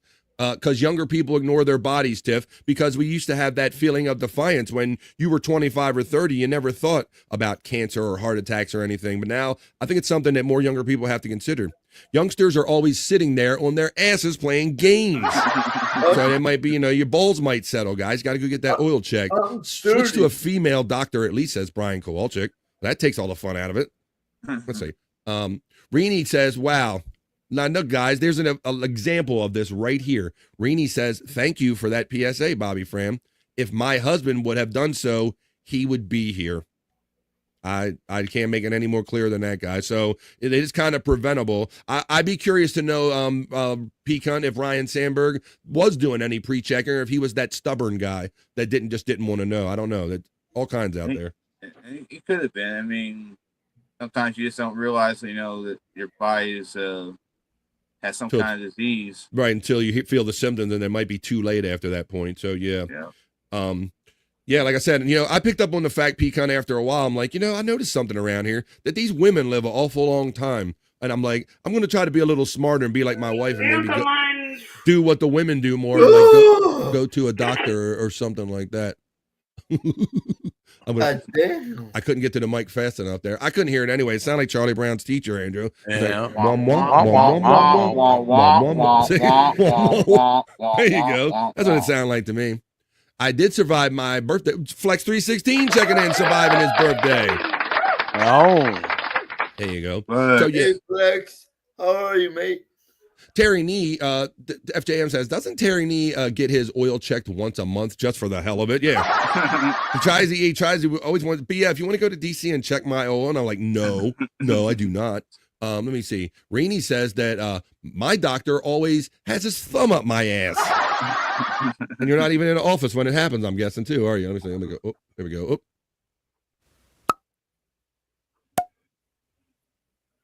There you go. Hey, Flex, how are you, mate? Okay, I see these. Let's do these links real quick. All right, let's do some little shameless promotion here, right here in the middle of what we're doing. How about I'll do this. I'm going to wrap up. I think we took care of all of our thoughts on the whole Ryne Sandberg situation, and I hope you use it as a kind of a warning, a PSA, guys. Go get that oil check, because prostate cancer is highly preventable. There you go. It's more you know from BF, and that was. Now we're going to do the not so serious news, the other news, but we wanted to open up acknowledging the passing of Major League Baseballer Ryne Sandberg. Now we're on with the other news. That was a celebrity death report. BF Live, celebrity death, marriage, and divorce report. They lived, they loved, they died.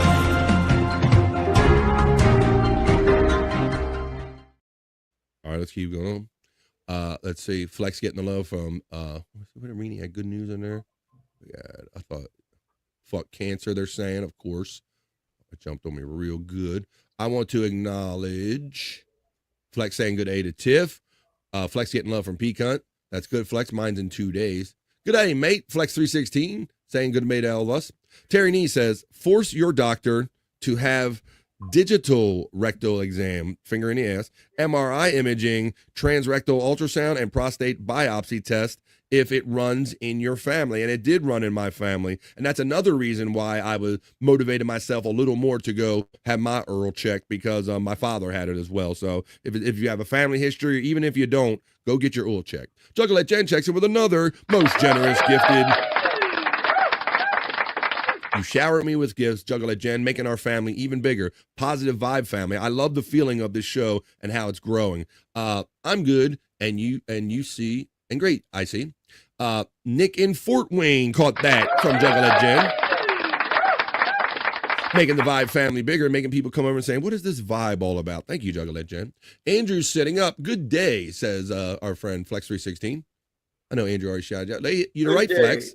You're right, Flex. Flex, how are you? This is his executive office position here, Flex. He can't be just like leaning on the job here. He's got a busy show to run over there. Got a place to run. Jen getting love from Brian Kowalczyk.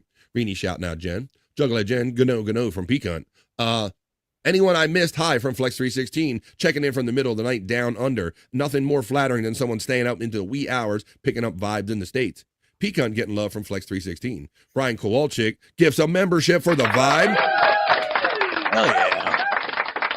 You guys are awesome to me. Thank you. Let's see who caught that. The True Elements bot lets me know that Gene1313 just became a member right here. Welcome, Gene1313. If you click on the notification and you're coming over here to the vibe going, what is this notification I got? What is the vibe? The vibe is chat family. Welcome, Gene1313.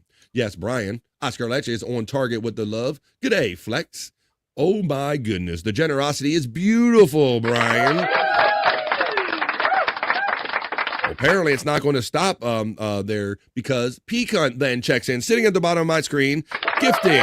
Who's he gifting and lifting? Servosive got that gift. That's a name I'm familiar with, but I haven't seen around the chat for a minute. Well, how you doing, Servosive? It's a rally, says Brian Kowalczyk. 320, just smashed some people on a game at 3 in the morning.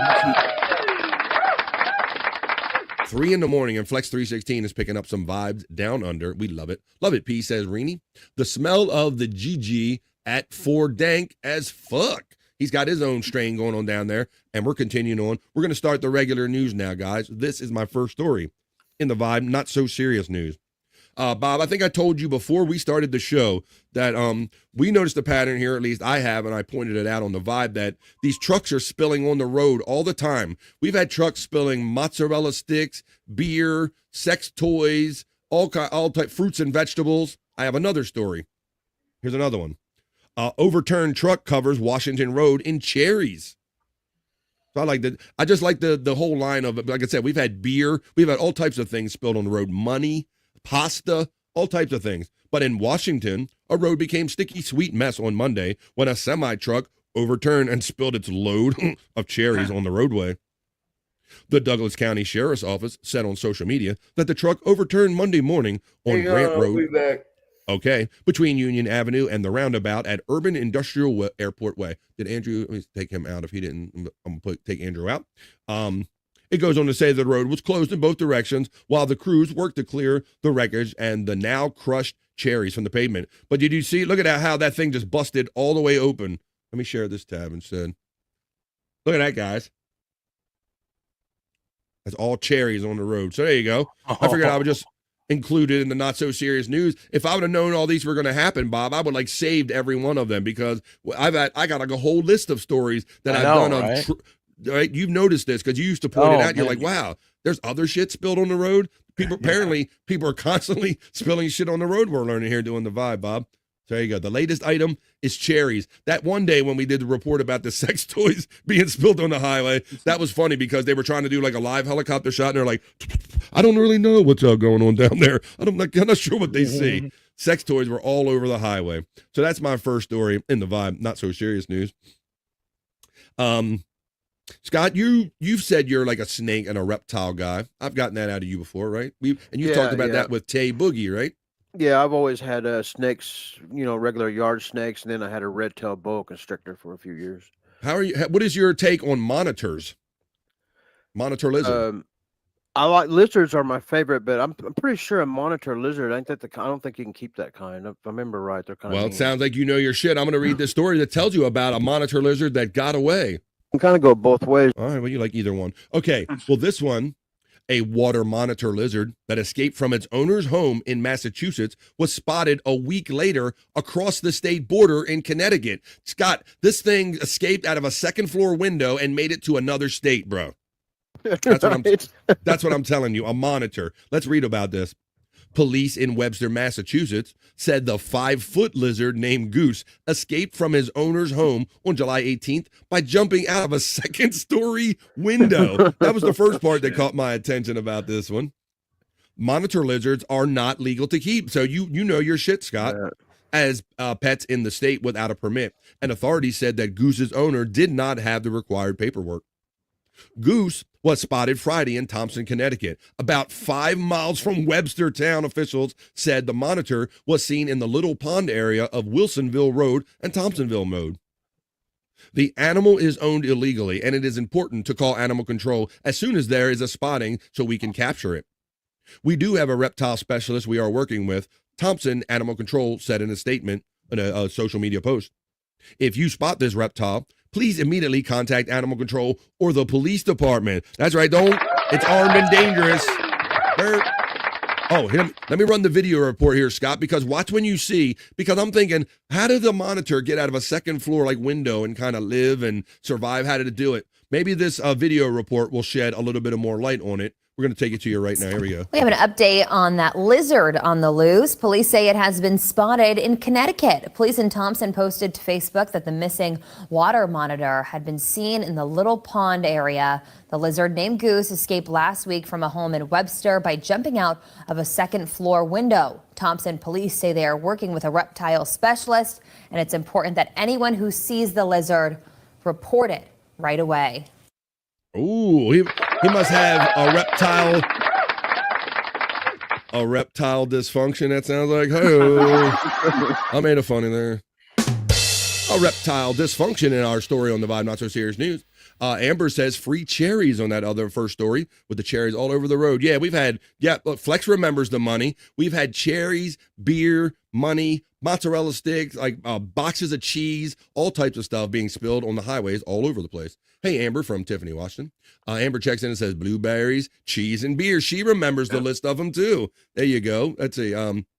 GB idea for you, Andrew, all of you streamer controllers, immediately when you see a worker or when he hits his button for people to come in. We've done every kind of mix of that, Mandy Diff. We have no interest in having anybody on camera that doesn't say, hello, hey, I'm good with this. I'd rather be on camera. I believe that our first action is to always kind of be respectful, to mute, and to put things backstage. You've already seen me do it multiple times where I said, I'll put you backstage. I'll put you backstage. I'll put you backstage. So it's a balance, and we kind of, and after a while you get a rhythm like, oh, this person's coming in, so I'll mute it or whatever, what have you. And like I said, it's a learning process. Tiffany, good afternoon from Amber checking in.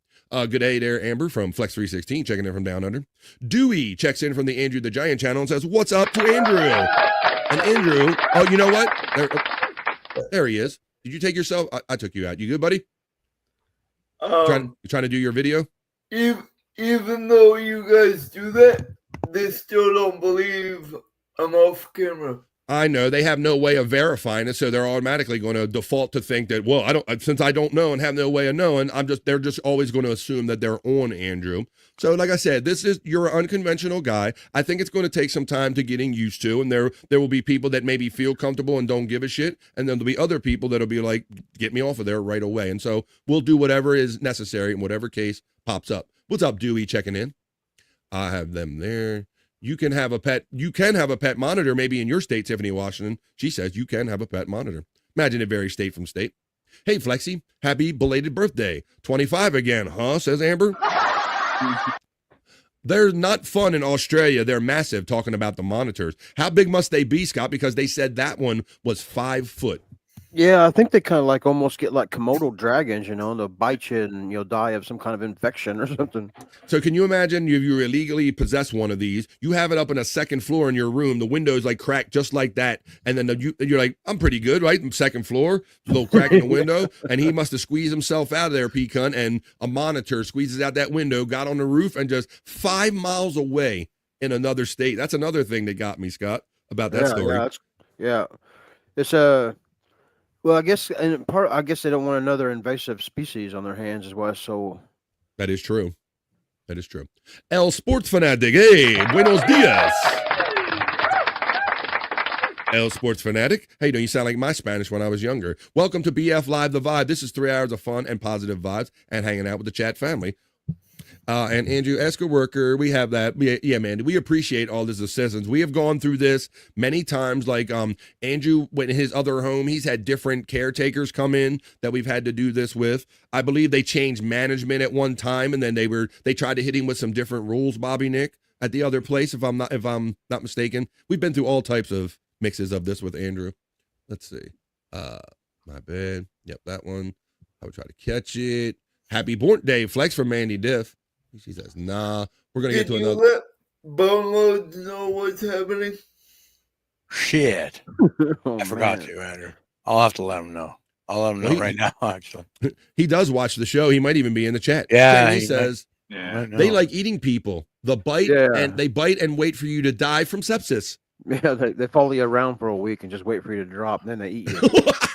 Wow. I had no idea I was going to learn these extra facts right here on the Vibe, but I shouldn't be surprised. I would say, maybe might learn something before you're done. BF, you better, you're 50. I remember the free food and beer. Let's see. Monitors are not Komodo dragons. That's the more you know. I meant like reptiles in general. Yeah, large reptiles, larger lizards. Larger lizards. Tiffany just wants to shit on everything I say. You don't have to put the backstage or nothing. I'll just mute. She's always fact checking me. I mute my computer and do the video. Okay. You mean women like to say the exact same thing using different words, but then say the way you said it is wrong? Is that what you meant? She's always fact checking me, man.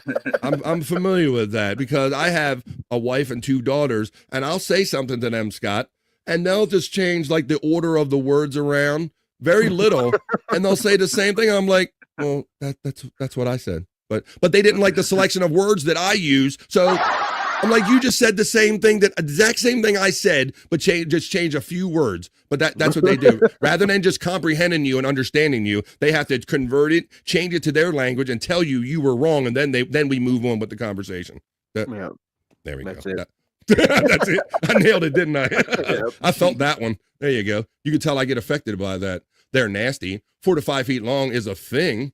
Wouldn't survive a Connecticut winter, speculates our friend David Chandler. Good point. They are warm-blooded, right? So they probably wouldn't make that. Damn, Nick, says Mandy Diff. Get with IRLMAO. Let's see. Get with it. Scott getting the love. We have lace and sand water. I'm not familiar with lace and sand water. Never heard of that term. You have to enlighten us there. Or the lice. Lace are the number one. Are we talking about lice or lace?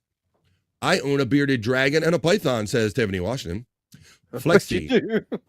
Scott, I was going to say, if anybody in this chat did, I wouldn't put it past Tiffany Washington. Snake, all that stuff. That's Tiffany Washington.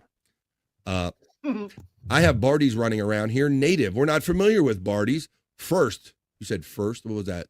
The lace or lice? Lice and one? Let's see. All right. Let's continue on here with the Vibe. Wow, I didn't know I'd get that much conversation out of that old monitor slipping out the window there, but I'm really glad I did because that's what we do here on the Vibe. We have fun and we talk with the chat family. Now, I grew up being a young kid when I started watching MASH, Scott, because it would always come on late at night after the news. Yep.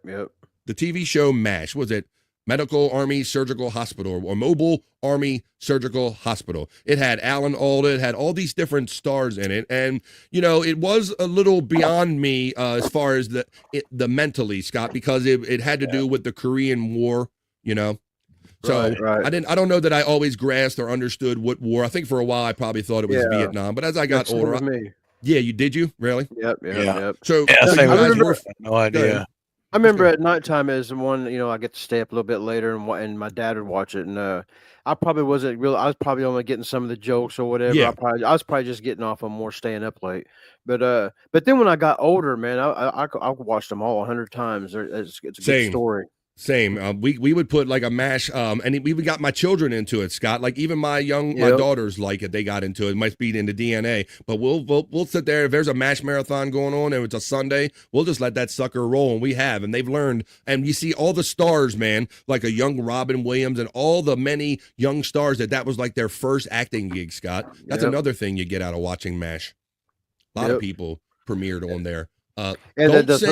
The final episode, the finale was one of the finales that was historical that sticks with you. Yeah, and that was one of the for a long period of time. That was one of the largest watched television events like ever. Like it was like Dallas for a while, and I think it was when MASH went off the air. It was one of the most viewed television programs at one time. So one of the very famous characters was Maxwell Klinger, Scott, the guy who was trying to get a Section 8. He had learned that if you act crazy or psycho, you can get a Section 8 and get dismissed from the Army. So that's what he was doing every day, dressing like a girl, right? Right. Bobby, Nick, I heard you guys you have some thoughts on MASH and watching it or all these shows, Bobby, Nick? you had some interest. I mean, yeah, I remember it. I remember just watching it all the time. Like I actually wasn't into it. My older brothers were, though.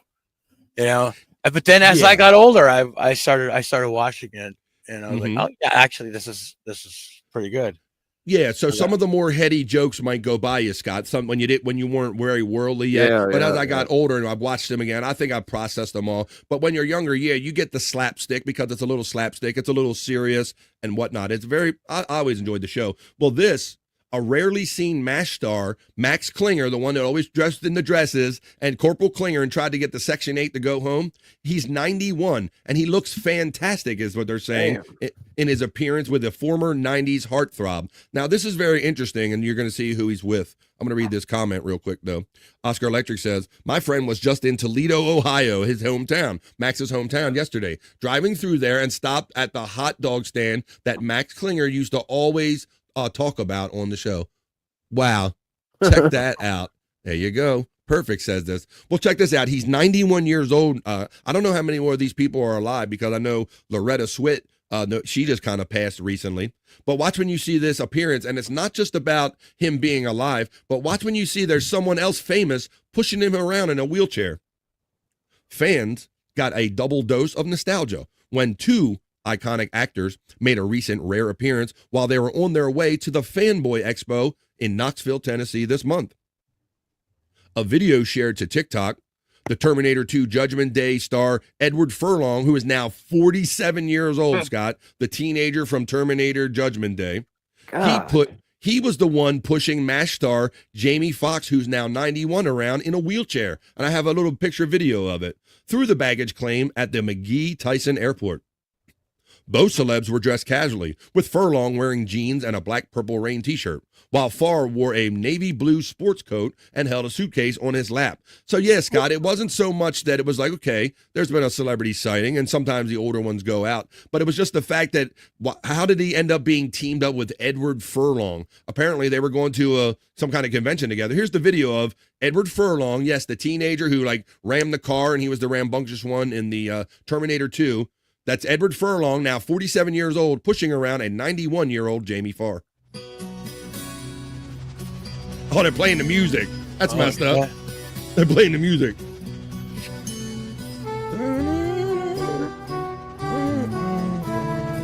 Whoa. I don't know if Jamie Farr can walk or whatever, and he just did this because he couldn't walk the whole length of an airport. But yeah, Edward Furlong let himself go, didn't he? Yeah, that's what I see. He looks like Bubba the Love Sponge now or something. Damn. Tubby Furlong. What's up, Stacey Allen? I saw you sneak in here. Tubby Furlong.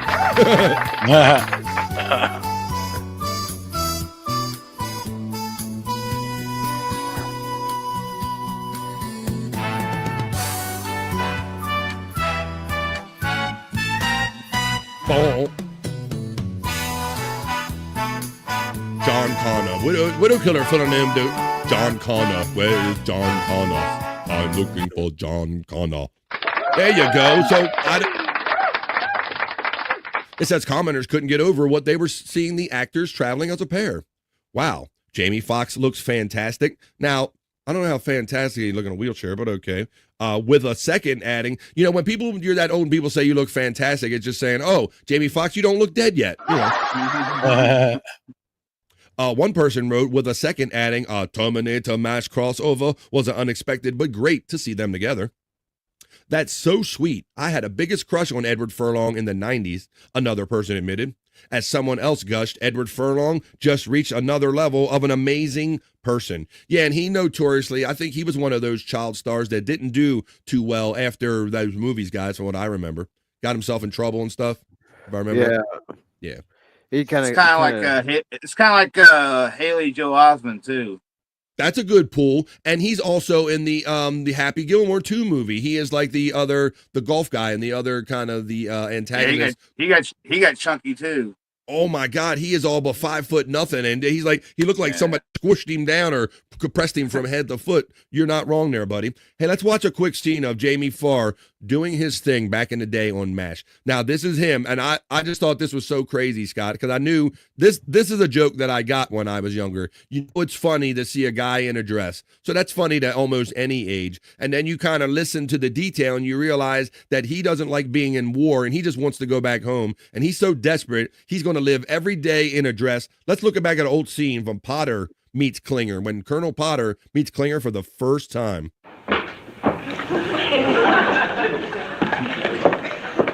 Colonel Potter, sir. You get the sound on that? Corporal Klinger. Yeah. I'm Section 8, head to toe. I'm wearing a Warner bra. I play with dolls. My last wish is to be buried in my mother's wedding gown. I'm nuts. I should be out. Horse hockey. You say I've that seen all the these time. Dodgers for 40 I years, love all the Colonel tricks. Potter. Knew a private pretended he was a mayor. Carried a colt in his arms for weeks. Another fella said he was a daisy. Insisted we water him every morning. No, Corporal. It ain't gonna go with me. Now you get out of that frou-frou and into a uniform. And you stay in uniform. Dismissed. Wait, I'm finished. I gotta burn my bloomers. I see him around sometimes. There you go. So that, I don't know how often we're going to see a story like that. Edward Furlong from the Terminator 2 movies pushing around Jamie Farr at 91 years old. He looked pretty good, but honestly, I thought Furlong was dead. Who knew? So, Space Nerd sneaking in. Space Nerd is trying to sneak in. So let me run her little thing I got right here. Let's acknowledge the nerd in our new way. Sorry, boomer volume. Has gone before.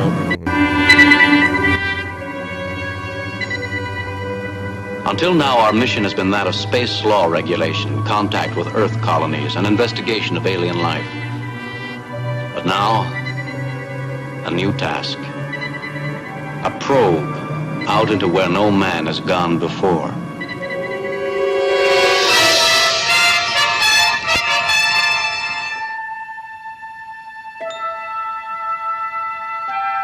Space. Nerd. These are the voyages of the Starship Enterprise. Nerd is in the chat. Well, let's not forget to acknowledge the lovely Stacey Allen checking in. My cherry pie. I can't really sing this song. Stacey Allen, the hardworking Stacey Allen checks in for some vibes. Good morning to you, Space Nerd. Does he think the Terminators will stop hunting for him if he's fat? I don't know, but I do have a segment that might go along with this later on. I do have a segment of this. Arnold sings the hits later on. I'll play for you on the vibe. Hey, Tiff, from our friend Space Nerd. From the movie, they stole this. From the movie. Talking like Yoda over here. From the movie, they stole this. Plagiarism it is. Jamie Farr's nose is a furlong. He did have a hawker on him. Nerd gets acknowledged from Stacey Allen. Hoya right back to Stacey Allen from the Nerd. Good day, Flex316 from the Nerd. They're all saying their hellos because Space Nerd's jumping in late. Come with me if you want to live.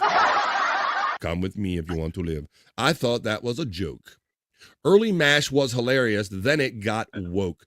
I love a little bit of everything. There, I don't know, Scott. I used to try to pick like a favorite phase of match, and I just realized that if I just sit there and watch a marathon, I kind of like it all. I like the Colonel Potter stuff. I like the one with the one that was before that. I can't remember. Was it Colonel Blake? Yeah, Colonel Blake before that. I think. Yeah. Right. Yeah, McLean Stevenson. Clayton Stevenson, thank you. I had Stevenson, but I couldn't pull the full name. Thank you there, Tierney. Thank you there, Pecan. But yeah, so I learned to basically appreciate all of them, Scott. Like when it would change from, I'm like, I like Colonel Potter ones. I guess I am more favorite. But then when they start running the McLean Stevenson Pecan, and I see 2 or 3 of them in a row, I get right into that rhythm, and I'm not mad at that either. So there you go. Yeah, the early ones are really funny. Mm-hmm. I was always fascinated with all the young actors. That was a game I would play. Like, who is a young star that is like, we know they're really super big, but they got their start that's a very young age on MASH. We'd have fun with that. Hey, Don's checking in. Nerd, there's a Klingon. There you go. Got to wait better to get those Klingons away. Let's see. Nerd, there's Klingons on Uranus. Let's see. How's it going? This is not Ricardo Montalban. It's not fine Corinthian leather. How you doing, Articulate John? Checking in on the vibe. Early MASH was funnier, says Don checking in. He has a vote and a say right here. That's his opinion. Only one guy was in all of them, and it was Alan Alda, right? Alan Alda was in every one of them, right? Because, yeah, they killed off a Colonel Blake. He died in a helicopter crash. Oh, spoiler alert, I'm sorry. That was something. That's something that was a 50-year-old spoiler. That's something how they wrote him out like that. They're like, Colonel Blake, he died, didn't even make it home. Like, they wasn't even going to make it seem like he could come back, Peak Hunt. Yep. I think. Well, I know what happened with McLean Stevenson. It was a contract issue. Yeah, that's why they killed him off. And it must have went real bad because, you know, maybe and there's always an option to write people back in, but they let him go and they were like, oh no, we're writing your ass out right now. We're going to kill you. We're not even going to let you make it home from this shit. I'm like, damn. To me, even being a younger guy, Pecan, and knowing the background of the contract thing, that I thought there was a message in all that. They were kind of like, yeah, we killed your ass off, but good. There you go. Am I remembering this wrong, or was after the series is over, and then like in the 80s or something, there was something called After MASH? Yep, And they did. It was Yeah, they were all. They had that. They was in the same hospital together. It's like only half the crew or whatever. Wow, great pool, Scott. You said the name and it rings a bell, but I can't say that I remember. Like, I'm having like recollections of the series, but I do now that you brought it up. This is what I like. That's why I like doing the vibe. Terry Nee says that Trapper John became a huge investor and commentator on Fox Business. Yeah, one of the guys that plays a Trapper John. And then didn't they have multiple guys play Trapper John, MD? I don't know. I'm getting caught up in the mash right here. All right. This will be an interesting topic for those of you who are nearing retirement out there, or maybe if you're thinking about retirement in the future. This involves a little bit of sports and a little bit of life. This story is about Shaquille O'Neal. I told you about this at the beginning of the show. He has his eyes on retiring now. He's been long since retired from the NBA, but he does the TNT basketball show. He does all the Papa John's and more commercials than we could probably sit off and rattle off here. With the general, the auto insurance and so forth. But Shaquille O'Neal says that retiring in the Villages, the Villages down in Florida, the stereotypical place that all the old people go. Well, Shaquille O'Neal says that retiring in the Villages is a dream scenario, and he wants to find out if the wild rumors are true. Scott, the Villages is a 55 and older community. It's getting bigger and bigger, and a lot of people like Terry Nee and people joke about that's where I'm going to go and retire, and people talking about how they're all sexed up and fucking there. You've heard those stories, right?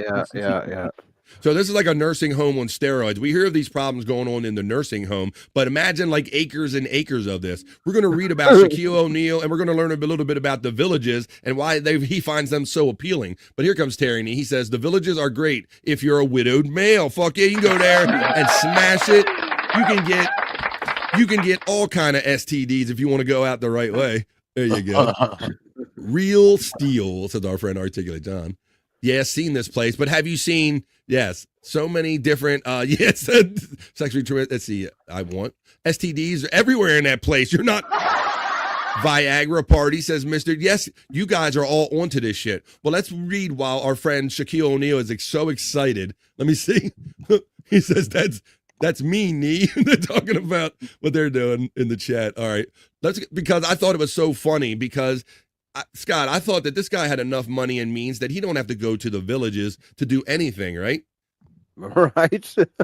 All right. Let me see. First, let's take a look here, a little bit of business before I read this story right here, because number one, Andrew the Giant is back, probably from recording alive. What did you do, Andrew?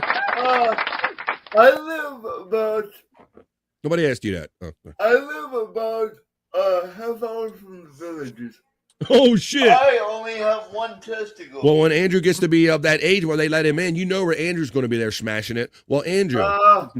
Maybe I'll get to meet Shaquille O'Neal. Andrew's dream is to do a three-way with Shaquille O'Neal now all of a sudden at the Villages. Oh, boy. Well, there's goals, Andrew. You got to have goals in life, buddy. All right.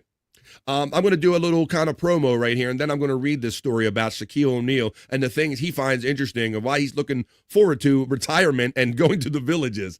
I'm going to share this link right here. Bob, you could have thrown them in the chat. Throw those links in the chat. I'm going to put this one up first. This one is for, there are 3 new items now to buy to support Andrew. Stormy is getting them up. And Andrew's going to, Bobby Nick will throw that link into the chat, buddy, if you can. Yeah, the same one you put backstage. So there it is. Look at this. If you want to support Andrew in the newest battle, hashtag Andrew Army. Andrew Has Rights shirt. Andrew Has Rights sweatshirt. Go pick them up right there. There's the Space Chief 75 design for Andrew. Anything no filter you need, Bobby Nick's going to throw that link in the chat right now. You click on that, and that'll get you there. Was that first link the same one, Bob, or that's just a specific?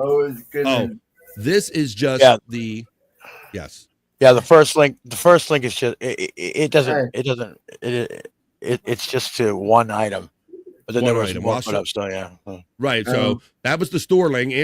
Bobby Nick's going to put that up now, but it's also the Andrew Has Rights shirt. I'm going to put Andrew backstage for that. You're backstage, Andrew, so let them know you're backstage and nobody can hear them. See, that's what I do. That's what we do here on The Vibe. All right, let's see. Did someone do Andrew's hair? Yes, Space Nerd, you are absolutely right. We pointed out, I'll bring him back in, that Andrew got him a sweet-ass haircut. They got somebody in there that kind of does that, so you're not wrong. Hey, why not? A 3-legged race with Shaquille O'Neal. Oh, no, we would be stumping. That'd be like on a stilt or something. It'd be 1, 2, 1, 2. I'm just imagining. I don't know. Andrew has his own office. Yes, he does. He's going to be running this place before it's all said and done. If we got anything to say about it, there, Space Nerd. Gotta have goals better than the toes. Well, come on, man. Hey. Streamlabs, PayPal, Super Chats, Rumble Chants, bail bonds, Amazon gift cards, EBT. We take it all here on The Vibe. Thank you in advance. Bobby Nick just threw out the link right there on the Andrew the Giant 96 channel and on my channel. So no matter what channel you're watching the show on currently, you can click on that link. That'll take you to the No Filter store, and you can get the new Andrew Army, Andrew Has Rights, and support Andrew, if you so choose, by clicking on that link right there. Yeah, Andrew got a buzz. Mr. Rico says that's pretty cool. There's a Shawnee's Own link. Terry Nee says, I knew I was old when Foreigner played at the Villages. I was going to be a cop when I grew up. Says Seth checking in from the Andrew the Giant 96 channel. Stormy checks in with a, God, Scott, what do you got on that? You got the a little thing you guys probably don't know or expect, but I went to college and I only made it 1 semester to be a police officer. Oh, you never brought that up. Look, even Bobby didn't know that. He does more shows than me. Wow. I dropped out though. I couldn't handle having a job, going to school, and raising kids. All it was the people that can do that. Hats off to you. Fuck yeah, that's a good point there, Scott. Yeah. I tried to do a little community college and learned like computer. I thought I was going to like make web pages and shit for a minute. I think I went 2 semesters, Scott. And like you said, it got old charging it up on a credit card, and I was barely paying off one before I got the other one taken out of the way. So yeah, it got to be a thing. Bye, Andrew, says Seth checking in. Well, he'll be back. Now back. He's right here. Grandma was here. Grandma was here. Well, out of respect, I didn't know who it was, Andrew. I just put you backstage so nobody would be on screen unnecessarily, buddy. Hello, Grandma. You could have said something to her, guys. No, I don't think that we're going to be like dragging Grandma over your shoulder and saying, hey, let's stand here for a minute and we're going to tell you everything we don't like about this. I don't think that's really a great way to handle it, Andrew. Get your Andrew swag, says Mr. Rico. Right. Click on that link that Bob and Nick put in the chat. Sergeant Scott, says our friend Electric Head Gino. Oh, Sergeant Scott. Yeah. Dragnet Scott, and we learn something new every day about our chat family. And I learned that there's 41 excellent people in here, whether you're watching on the Andrew the Giant 96 channel or on my channel, BF Live The Vibe. That is the show that Andrew's currently sitting in on and co-streaming on his channel. Welcome any friends over there on the Andrew the Giant 96 channel. If you get a chance, would you make your way over to BF Live The Vibe, the other channel people are chatting in, and hook me up with a free like, share, subscribe? I would really appreciate it. Terry Nee says, I lucked out in business, right time, right place, no skills. Good for you, Terry. That's great. Let's read about Shaquille O'Neal now. I want to read this story to you because I was so fascinated by a man with seemingly endless means, Scott and Bobby Nick.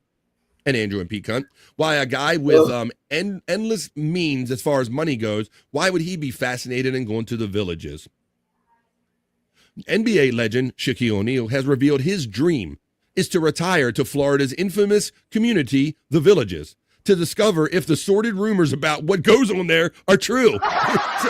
Can you imagine there, Scott, can you imagine being like the alpha male, no matter what color and all, you think you're like the big swinging dick, and all of a sudden Shaquille O'Neal comes and retires to your retirement community? Right. But Pecan, and then you're no longer the big swinging dick anymore, right? You're like, Shaquille, I'm here now, goddammit. I'm swinging my dick on you, motherfucker. Well, it says, he says the 53-year-old former Miami Heat star who shot his time on the basketball court away in 2011, has been sharing his pro insights as a sports analyst on the Inside NBA and on his podcast, The Big Podcast, which he co-hosts with Adam Lefkoe. Most recently, O'Neal and Lefkoe welcomed boxing icon Mike Tyson to their studio and lifted the lid on what they want their future to look like. Although it's been many years since O'Neal thought about his retirement from basketball, the athlete revealed that he now has his eyes on retiring from his string of careers in general and is looking forward to settling down in one specific place.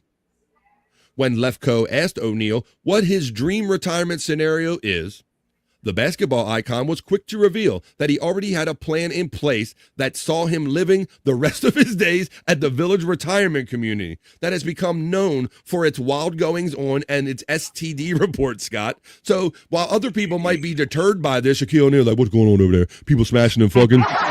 People fucking and I ain't getting on? I got to get in on some of that. O'Neal would break so many hips, says Terry Nee. He would have to bring his own hip specialist, Terry Nee, as I see my signal dipping just a little bit here on the vibe. It's been doing pretty good, though. Sickles in the water, Bobby from Roboto. I would be afraid to.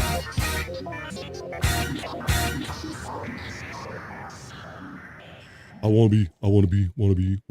Oh, there's his co-host. He began by noting that he always thinks about the fact that he has 7 summers until he is 60. Now, I've never thought about aging in this way he describes here, Pecan.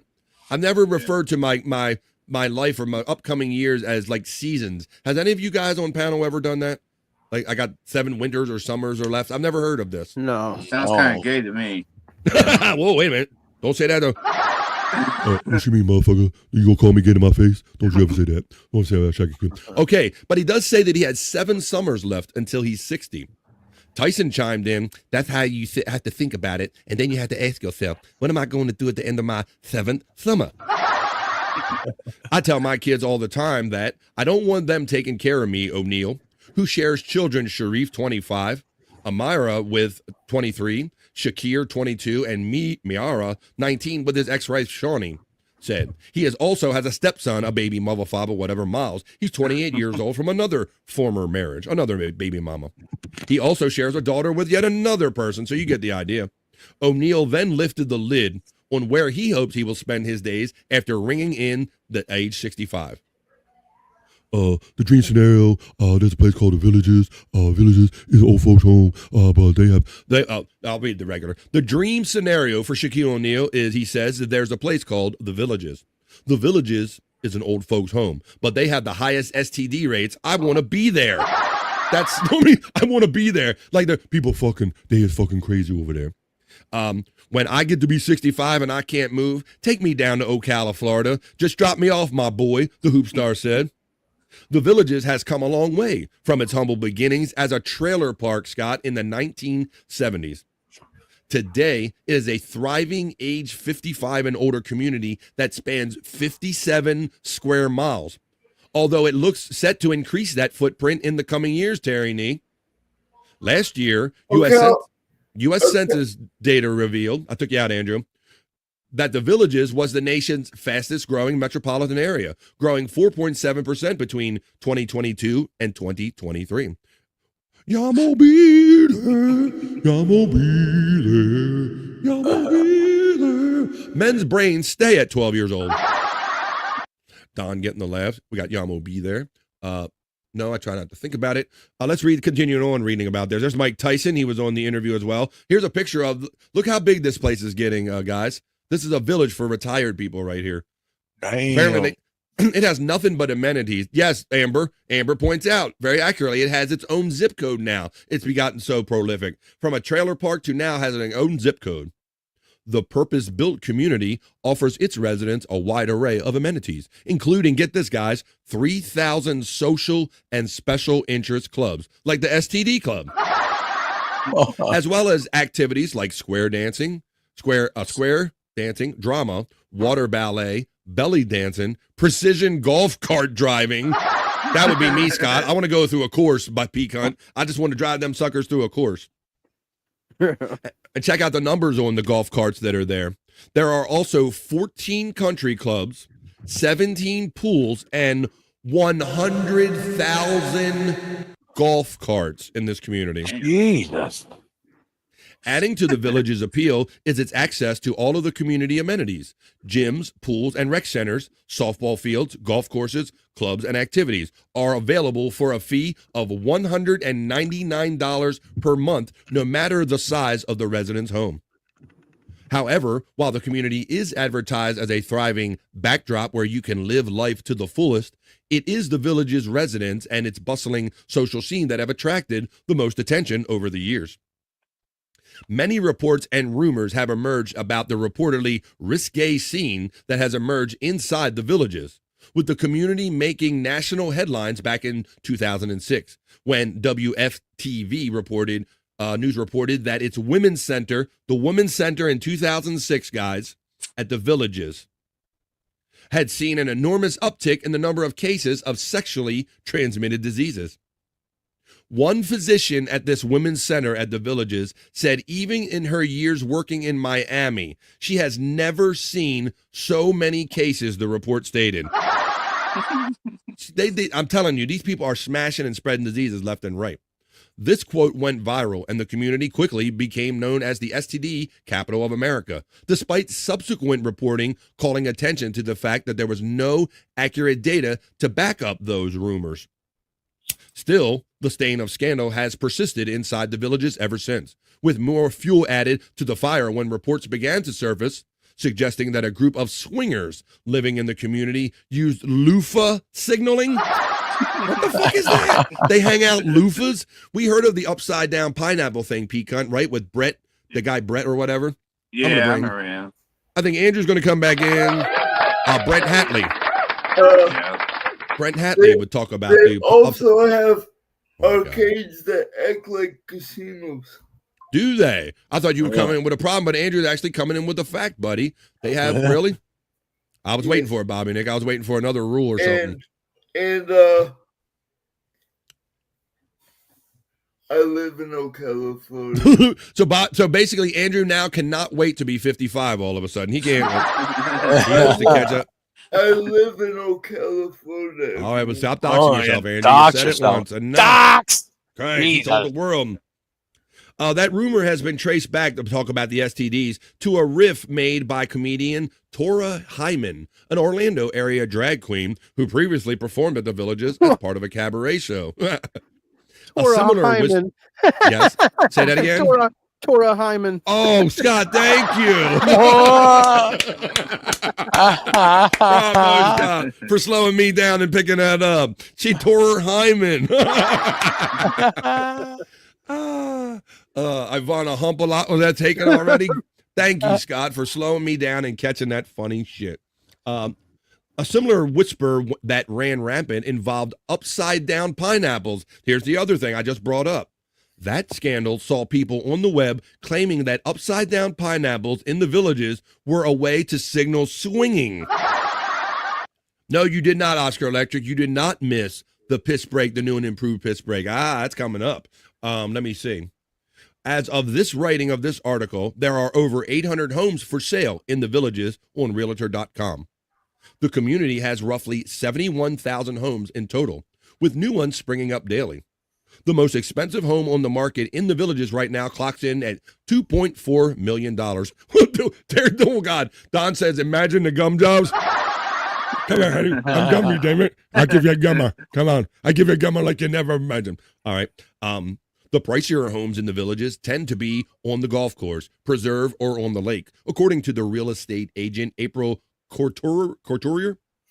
The home mentioned above checks 2 of those boxes and also happens to be in one of the upscale neighborhoods around Lake Sumter. In addition to the big plans for his retirement, O'Neill boasts an impressive real estate portfolio, holding the keys to a slew of multi-million-dollar properties in Texas, Florida, California, Georgia, and Nevada. So that's why, Scott, I was wondering, I'm like, this guy has enough means. He can literally live in every state. Why was he so attached? It's all about the swinging and the fucking and the STDs. Wow. He wants to be in a concentrated area where people are just into banging each other. Kelsey Carulli is a senior celebrity reporter. Oh, that was just talking about the reporter who did that article, but that's what it is, folks. That's Shaquille O'Neal. Everybody has to have a dream about retirement, and that's Shaquille O'Neal's dream, to retire to the villages in Ocala, Florida. All right. I know this show is getting us longer and more fun every day. I hope the new piss break is as cringe as the last. Hey! I didn't say anything. They have golf cart dealerships, Terry, and that's another thing that gets overlooked. Much like I did the report the other day about the scooters peak hunt, where they have the scooters around the stadiums and in all the downtown areas, and people get on them drunk without helmets and driving around. Oh yeah. I think the old people, they do the same thing. We had video on here of the woman smashing into somebody's house, not once, but twice, after getting off and getting everything, right? She got everything under control, and she smashed into the person's house again. So I can only imagine, Terry Nee, the golf cart, and I hope they have Allstate or have liability insurance, because they are smashing them thing. All right. I know, Crip, and I know you've always said that, buddy, I think. But, I like keeping the show going and growing. I'm glad that you love it. I'm so happy and flattered that anybody will be hanging out, loving what we do here on The Vibe. All right. I'm going to do the robot tosses the water bottle. I'm going to do a bikini report, and then we're going to do a piss break. I know that we're running late, but I think the show's got some new timing going on here, guys. We're going to have to adapt to. In this next story I have here on The Vibe, not so serious news. I love doing this. You guys are having fun, and we're bringing up memories and things that I never thought about in these stories, and that's what I love about doing this news and comment. This one, guys, talks about a robot that tosses the bottle of water into a barrel from across the room to pass a key disaster relief test, Peak Hunt. Now, do you get perplexed with me? I'm thinking, how is a robot throwing a water bottle? What does that have to do with disaster relief, right? That's amazing. Let's see. I'm going to read about it and tell you. Old people getting behind the wheel on 100 milligrams of Viagra. That's it, of course. Yeah. There you go, buddy. Yeah, so of course the headline got me right away. Robots throwing the water. I'm like, okay, but what's going on here? I'm going to tell you about it and tell you why it's important that a robot can toss a water bottle. And it was a very interesting reason. A humanoid robot developed by South Korea's Nuclear Research Institute, was able to accurately toss a water bottle into a yellow barrel from across the room, marking a significant advancement in disaster response robotics. The Korea Atomic Energy Research Institute published brief video footage showing its Armstrong Dex robot pitching the 500-millimeter bottle about 10 feet underhanded with its mechanical arm into a barrel. And I'll show you that, and I'm going to tell you why it's important. The test was more than just a clever stunt. It showed that the robot had key skills needed in an emergency. So you're like, once again, how are we getting there? I'll take you there. It tells you down here. The engineers built the robot to figure out exactly where and when to throw something, guys. That's what this is about. Adjusting its strength with split-second accuracy to make sure that it lands on the right spot. The throwing capabilities builds upon the robot's already demonstrated physical prowess. Previous testing showed the machine executing pull-ups while supporting additional weight loads and performing controlled arm exercises with substantial resistance. Last month, the robot was seen in a video completing a dead hang pull-ups with a 44-pound weight attachment, Peak Hunt, followed by demonstrations of an 88-pound single arm curl designed to analyze mechanical stability and control systems. And so it says these practices runs helped engineers adjust the robotic's hydraulics, fine-tune its sensors, and improve its movement software. making it fast. I'm getting better at that, ain't I? Getting fast and accurate enough to throw with precision. It says that Armstrong Dex's design and proportions match adult humans, enabling it to function within standard infrastructure, including hallways, control rooms, and equipment stations. Tracks help control the robot move over rough, debris-filled ground, while its arms can turn valves, move rubble, and hook up wires, and use tools like fire extinguishers. But the reason they said in the other article I read, guys, is that they can use this in an emergency to toss medical kits when somebody is in need, and to toss them with precision with like an inch or two. So if they can't get to somebody, this is so they can toss medical supplies to people. Here's an example of it right now. A robot throwing a 500 milliliter water bottle in a test. Booyah! Booyah!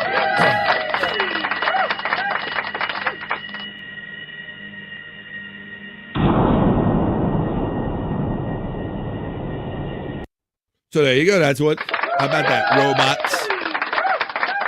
Robots and the future, Pecan. What do you think about that, buddy? That's pretty cool. It's pretty nifty. I mean, especially if it's a safety thing. Mm-hmm. I am a robot. I wonder how many times it took them to finally hit that spot, though.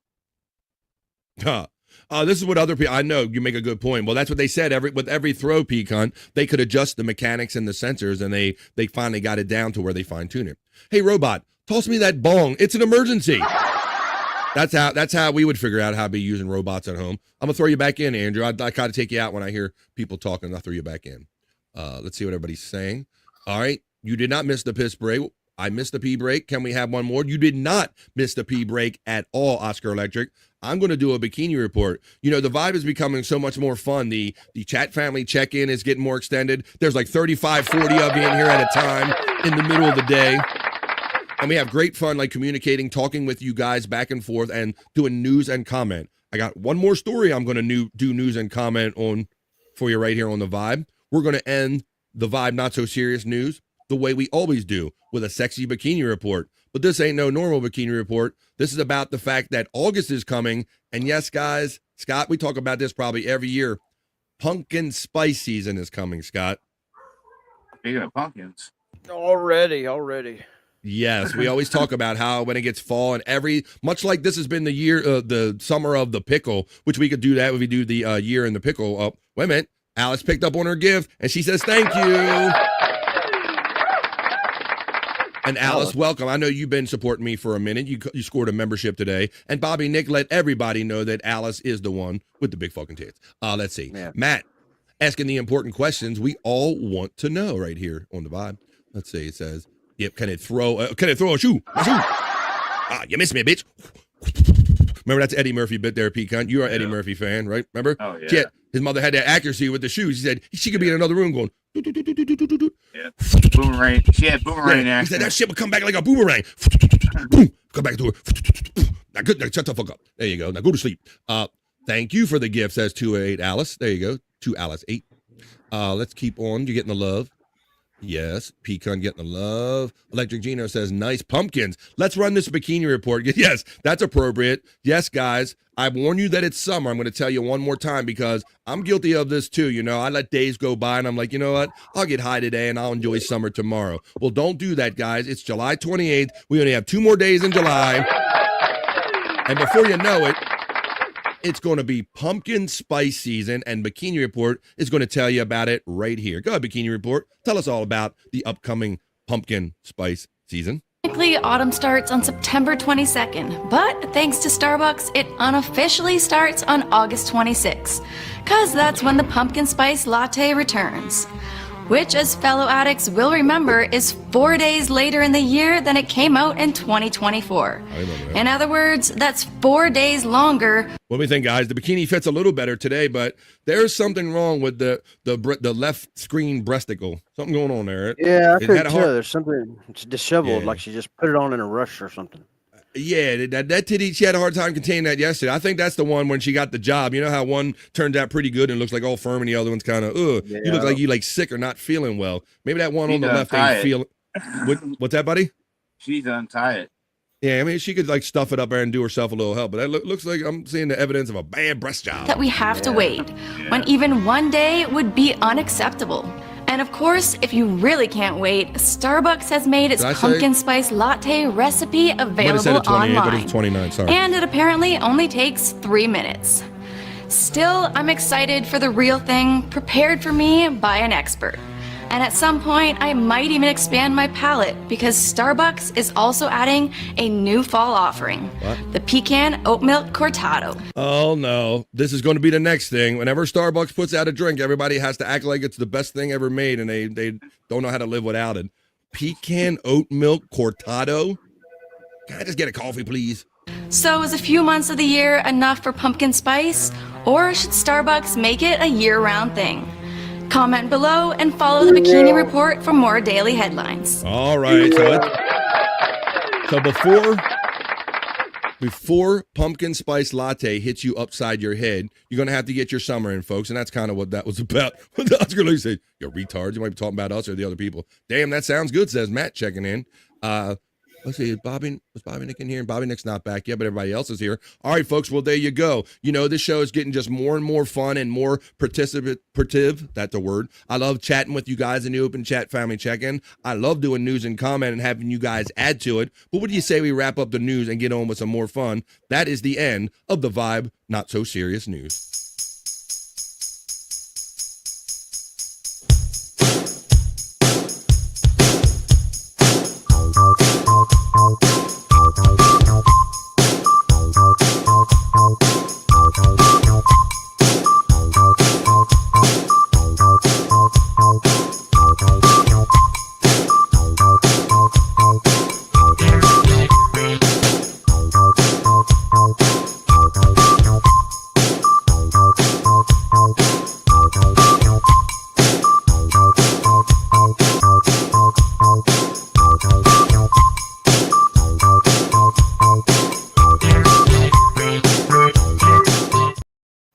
See, folks, you can have fun with the news.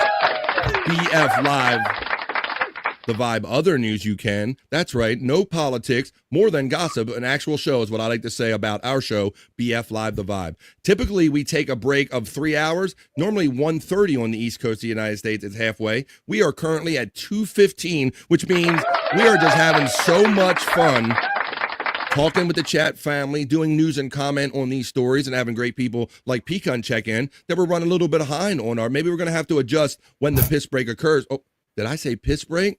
Well, BF Live the Vibe, I love doing this, folks. I think it's pretty evident to you guys how much I love you guys and love doing this show. And I love always thinking of the next thing and keeping it new and keeping it fresh and moving. So we're going to take a piss break, guys, but it's new and improved. So I'm kind of changing it up a little bit. Let me find my new element because it is a brand. Actually, I got to play it like this.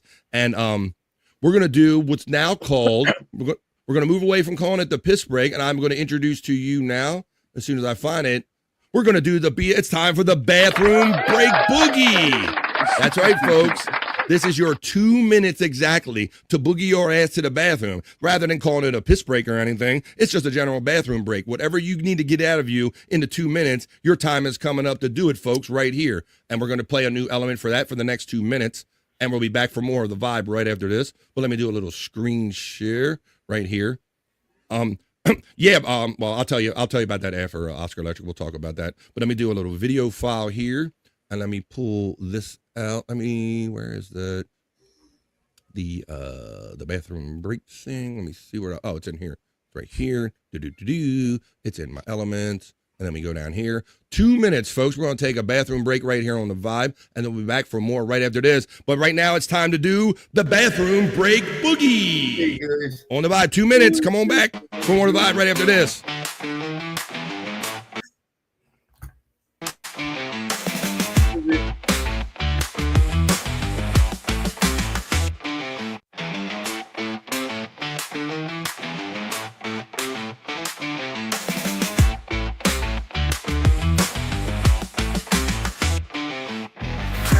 Wild, the lights are hot, sweat is dripping like a lie. Heart is pounding, boots are stomping, but oh man, this bladder's talking. Do I stay or do I run? Risk it all or miss the fun? Bathroom break boogie, gotta make a dash. Feel the rhythm, feel the splash. Bathroom break boogie, no time to fake. It's a pit stop party for goodness sake.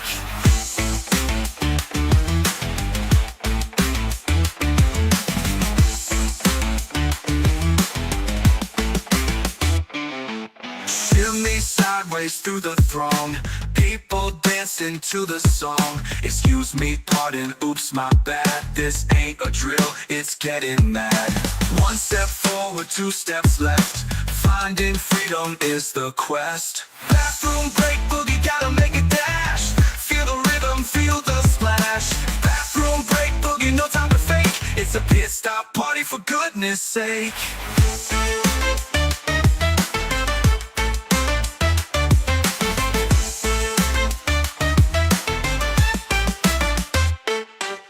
Bathroom break boogie, gotta make a dash. Feel the rhythm, feel the splash. Bathroom break boogie, no time to fake. It's a pit stop party for goodness sake. For goodness sake. For goodness sake. For goodness sake. For goodness sake.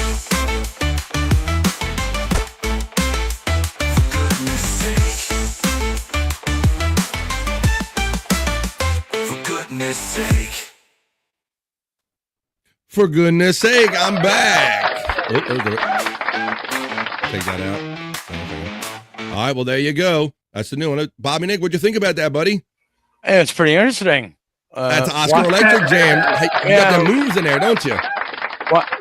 Why am I wearing a Raider shirt? That's what I want to know. I'll say the same thing, too. Well, I think he had me in some New York swag, but you can see that was me and Andrew and Scott and Bobby Nick doing the bathroom break boogie. I created a new kind of AI joint. I'm always kind of looking to change it up here. Now I know some people don't like change. Like what change? We fear change. We don't like change. Uh-oh. I apologize, everyone. Oh, I think he's doing a thing there. I think he's doing a live during the piss break. I prefer Electra singing about me pissing and touching my pee-pee. It's the Bathroom Boys instead of the Backstreet Boys. That's pretty funny, Bathroom Boys. Scott, did you happen to see any of that? I thought we were supposed to go pee. How am I supposed to go see him and pee and see the new piss break? I might have to run it for you so you can actually see it. I never thought about that. Let me see. The Backside Bathroom Boys. Maybe, hello. That was the premiere of that one. And hello, Frisco. Yes, that was a Oscar Electric joint. Thank you if you didn't recognize that. I can't piss. UTI, yay, says our friend. Plop, plop, gee whiz. Oh, what a relief it is. Over here, says David Chandler. It's the bathroom break boogie is what you got here on the vibe. Oh, like I said, we'll see what everybody thinks about that. Bathroom break boogie for life, says the space nerd checking in. It's the new sensation that's sweeping the nation. Yeah, what do you? I'm gonna run it so Bobby, so we can all sit here and kind of look at ourselves, take ourselves in, actually seeing that. Because I can do that. That should have been a shit break. Well, that's why we just made it generic, Bobby. First of all, thanks for checking in and supporting me, buddy. That's why we kind of made it generalized it. So if you can get a deuce out in that 2 minutes, whatever you can get done, it's a bathroom break boogie. Boogie your ass there and do it. Thank you, Oscar Electric, for making that. Bobby, maybe that's for you. Do you have an NFL team? You had to put a CFL team on him or something like that. Yeah, for real. Edmonton Eskimos. Edmonton Eskimos. Not the Elks. Oh, the Eskimos. Oh, if you could put Edmonton Eskimos on there and make it special for Bobby Nick, Oscar, that's a little extra kind of Easter egg you could put on maybe Bobby's shirt. He had me in blue. I'd like it for what it is. I mean, I looked a little bit like a Giant fan, but I'm not mad at that. Change it back. You know, here I think that the show's getting like old and tired and people are like, don't want to hear the same stuff again. But then you have other people that like a lot of stuff that we do. There you go, Oscar. Thank you, buddy. I think it was adorable. Very neat. That was pretty funny. I can't unsee that. Oscar says, replay it. I'm going to do it for the boys and everybody. And said that was everybody's first time. Changing songs because you all can't get along. Tisk, tisk. Now, It has nothing to do with that's the chunkster. Matter of fact, I played it long after our whatever falling out. There was no fault of mine. I'll go on record as saying right there. But I have no problem with playing that. But it is like recalling like an old dead relative every time you hear something from somebody you used to be friendly with and hang out with. So there's a little bit of that in there. Let's see. Boogies in the butt break, says Terry Nee. Boobies? Question mark. You know I was going to pick a CFL team for you, Bobby. I can clean up things. That's just the beta version. I'm going to fix it up. Well, there you go. The great Oscar Electric. How can you not enjoy doing this when you have such great, talented, enthusiastic people wanting to participate and kick you content like that one? We're going to enjoy that as soon as I catch up with Juggalette Jen, who checks in with another generous... Jen is hooking me up today. Thank you to Juggalette Jen. Let me find that for you. And look who caught it. Written off. Right on. Written off, who comes to mind because when we were talking about serious shit and how people said that this show makes a little bit of difference when they're having a rough day, and written off sticks with me when he says written off 18 times. And it just kind of reminds me how many of us live on the edge of maybe not on the happy side of being, when you're between being happy and unhappy, maybe you're more on the unhappy side and you need somebody to tilt it back the other way. So I hope we tilt it the other way for you. Written off, who called that membership right there? That's how Chat Family works. Let me take down the bathroom break boogie. I'll play it again now that we're all here to witness it. So thank you, Oscar Electric. You're probably going to see improvements with this as we go along. Maybe you'll have to watch it next time to see if Bobby Nick has a different shirt on, or maybe I'll add some words to it, some kind of graphics, a title to it. But let's run it again from my friend Oscar Electric. It's the bathroom break boogie featuring myself, Bobby Nick, Andrew the Giant. Let's bring him in so he can see how he acts. Andrew, oh, wait a minute. He blanked out the screen because I think he's doing something else. Oh, there he is. Is he sleeping or what's he doing? I don't know if we lost him to sleep or if we lost him to something. What do you think, guys? I don't know. Or he's frozen. It looks like he's frozen. That looks like he's frozen. Well, I would like to get Andrew's reaction to this. He might be doing something else. Or he might just be frozen. Let me see. Hell yeah, man. Your show is a lot of fun. Thank you, Mr. Rico Suave. That's what I'm going for. Life is serious enough. I don't need to stay in that serious lane. I like being silly and having fun and making the most of this one ride I'm getting on the planet Earth. I'm going to run it again without further ado. The bathroom boogie break. Break boogie.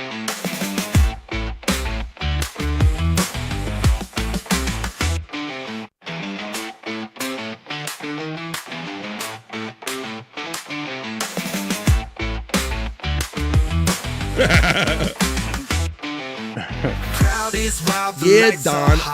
Scott didn't see it. He was actually pissing at the time, buddy. Heart is pounding, boots are stopping, but oh man, this bladder's talking. Do I stay or do I run? Risk it all or miss the fun? Shit. Bathroom break boogie, gotta make a dash. Feel the rhythm, feel the splash. Bathroom break boogie, no time to fake. It's a pit stop party for goodness Gotta get some of these moves down. Hello, Frisco. Exactly.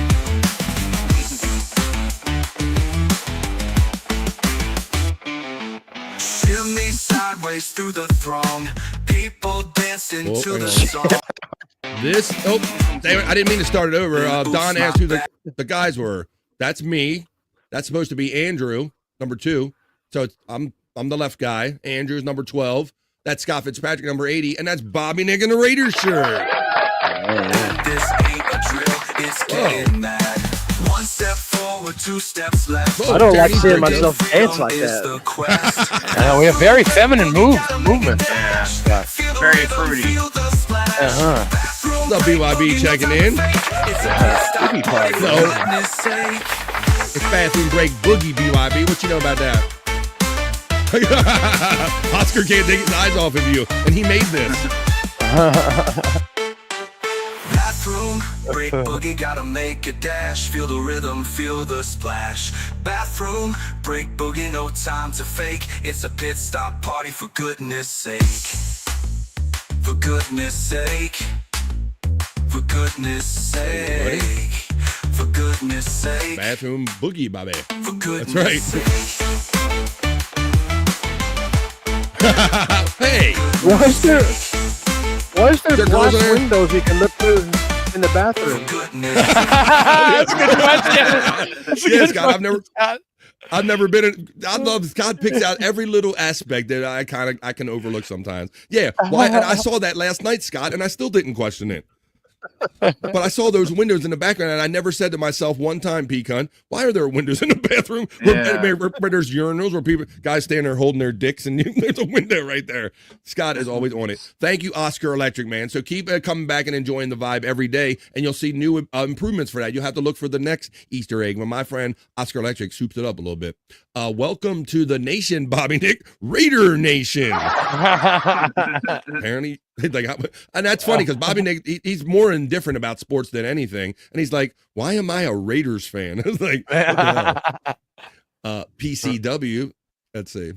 Andrew can't walk, but he sure can dance. that wasn't lost on me either, Mr. Rico. That but they've had Andrew in the wrestling matches, right? That's another place we've seen Andrew walking. Last man standing between him and Quad. That was fucking great. Oh my god.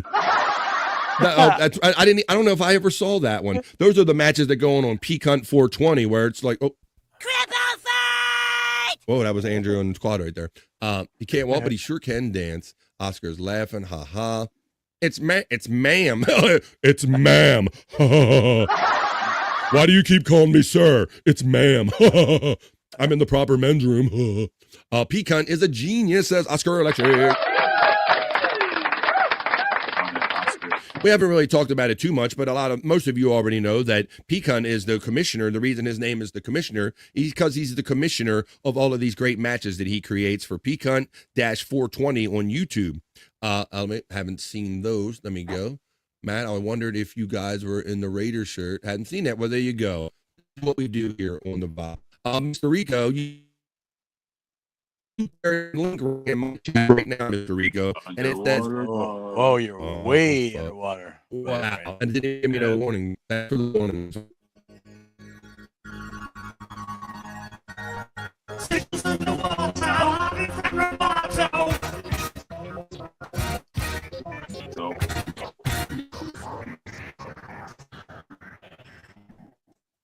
I'm better, Bob. I reduced some splits. I'm not getting as many signals, but it's still happening, I guess. Right.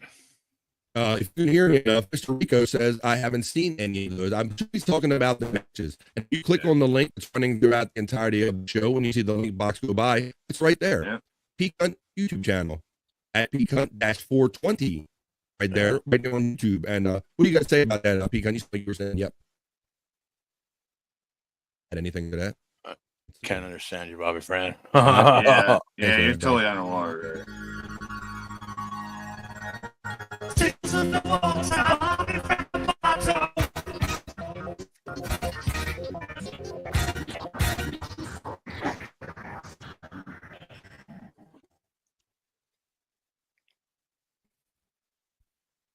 Waiting for my signal. Whoa. Signals in the water, Bobby Fran Roboto.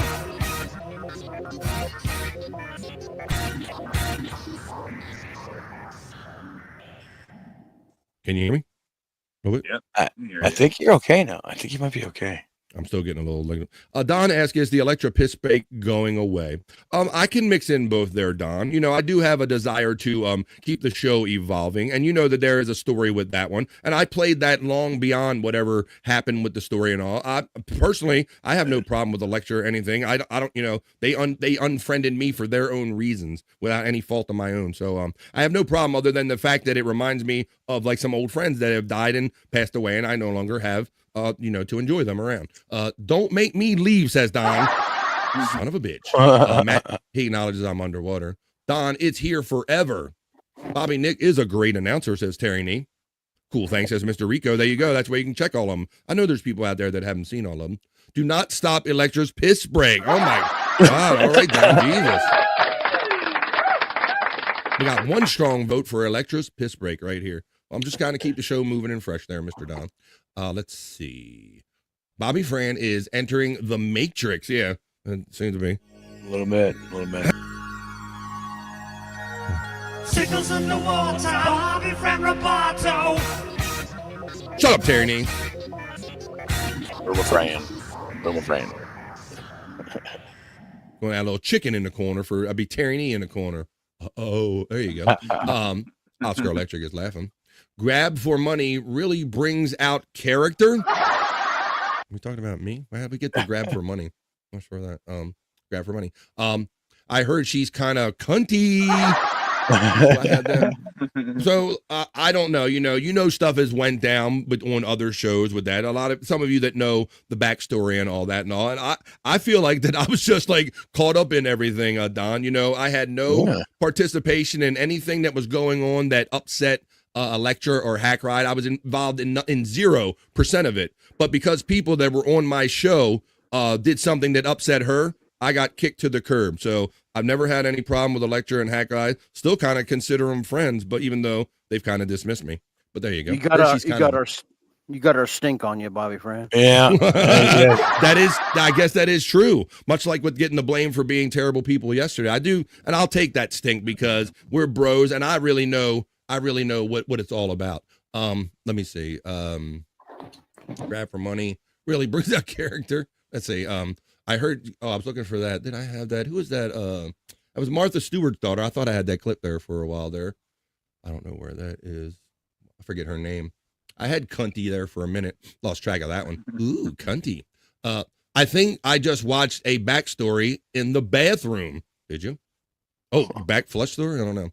Oh, well, who cares? Let's have fun. Fuck that shit. Yeah, exactly, Don. I'm okay with kind of everything, but I'm going to keep moving and striving and moving on and evolving and developing this show. But I'll take a note of what you guys like and keep that in. BF popping a new AOL CD. My 50 hours are up. Sickles in the water, Bobby Frank Roboto.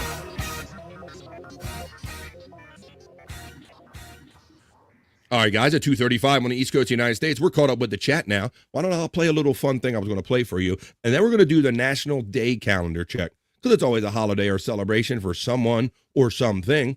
So we like to check the National Day Calendar. A lot of days. We don't do it every day, but we're going to do it today. But right after this, right now, I just want to hang around with my girl on the vibe right here. Let's watch this. 'Cause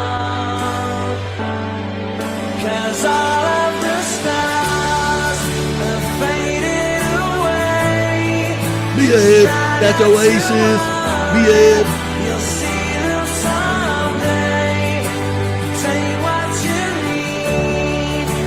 Help me on your way. I don't think my dude fits in that seat very well. I can't believe they let the ride go on.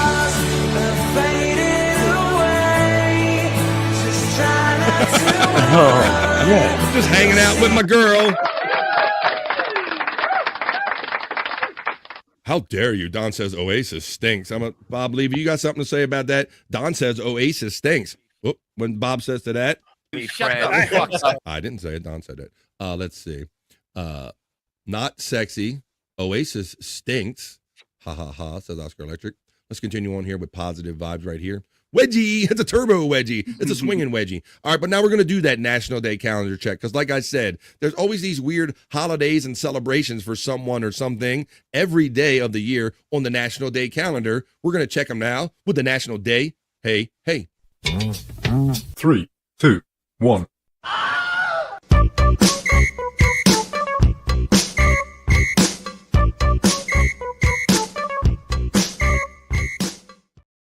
It's all right, folks. We've already discussed it.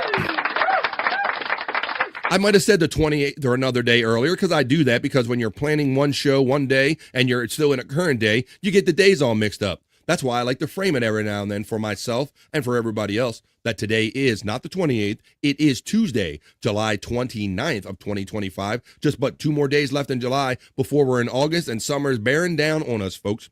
Going to be running out on us. But right now, we're going to do a quick National Day calendar check. This is the National Day. Hey, hey. For July 29th on a Tuesday, we have National Lipstick Day. Let's see who put that on there. Some beauty company put that on there. Oh, but we got to cover this one, guys, because it's National Chicken Wing Day. Come on now. Ooh. Yes, Bob. I love me some chicken wings. Whoa. And Garfield will be interested in Yes. I've had chicken wings for the past 2 fucking days. So get the fuck out, Bobby Nick. Well, Not even kidding.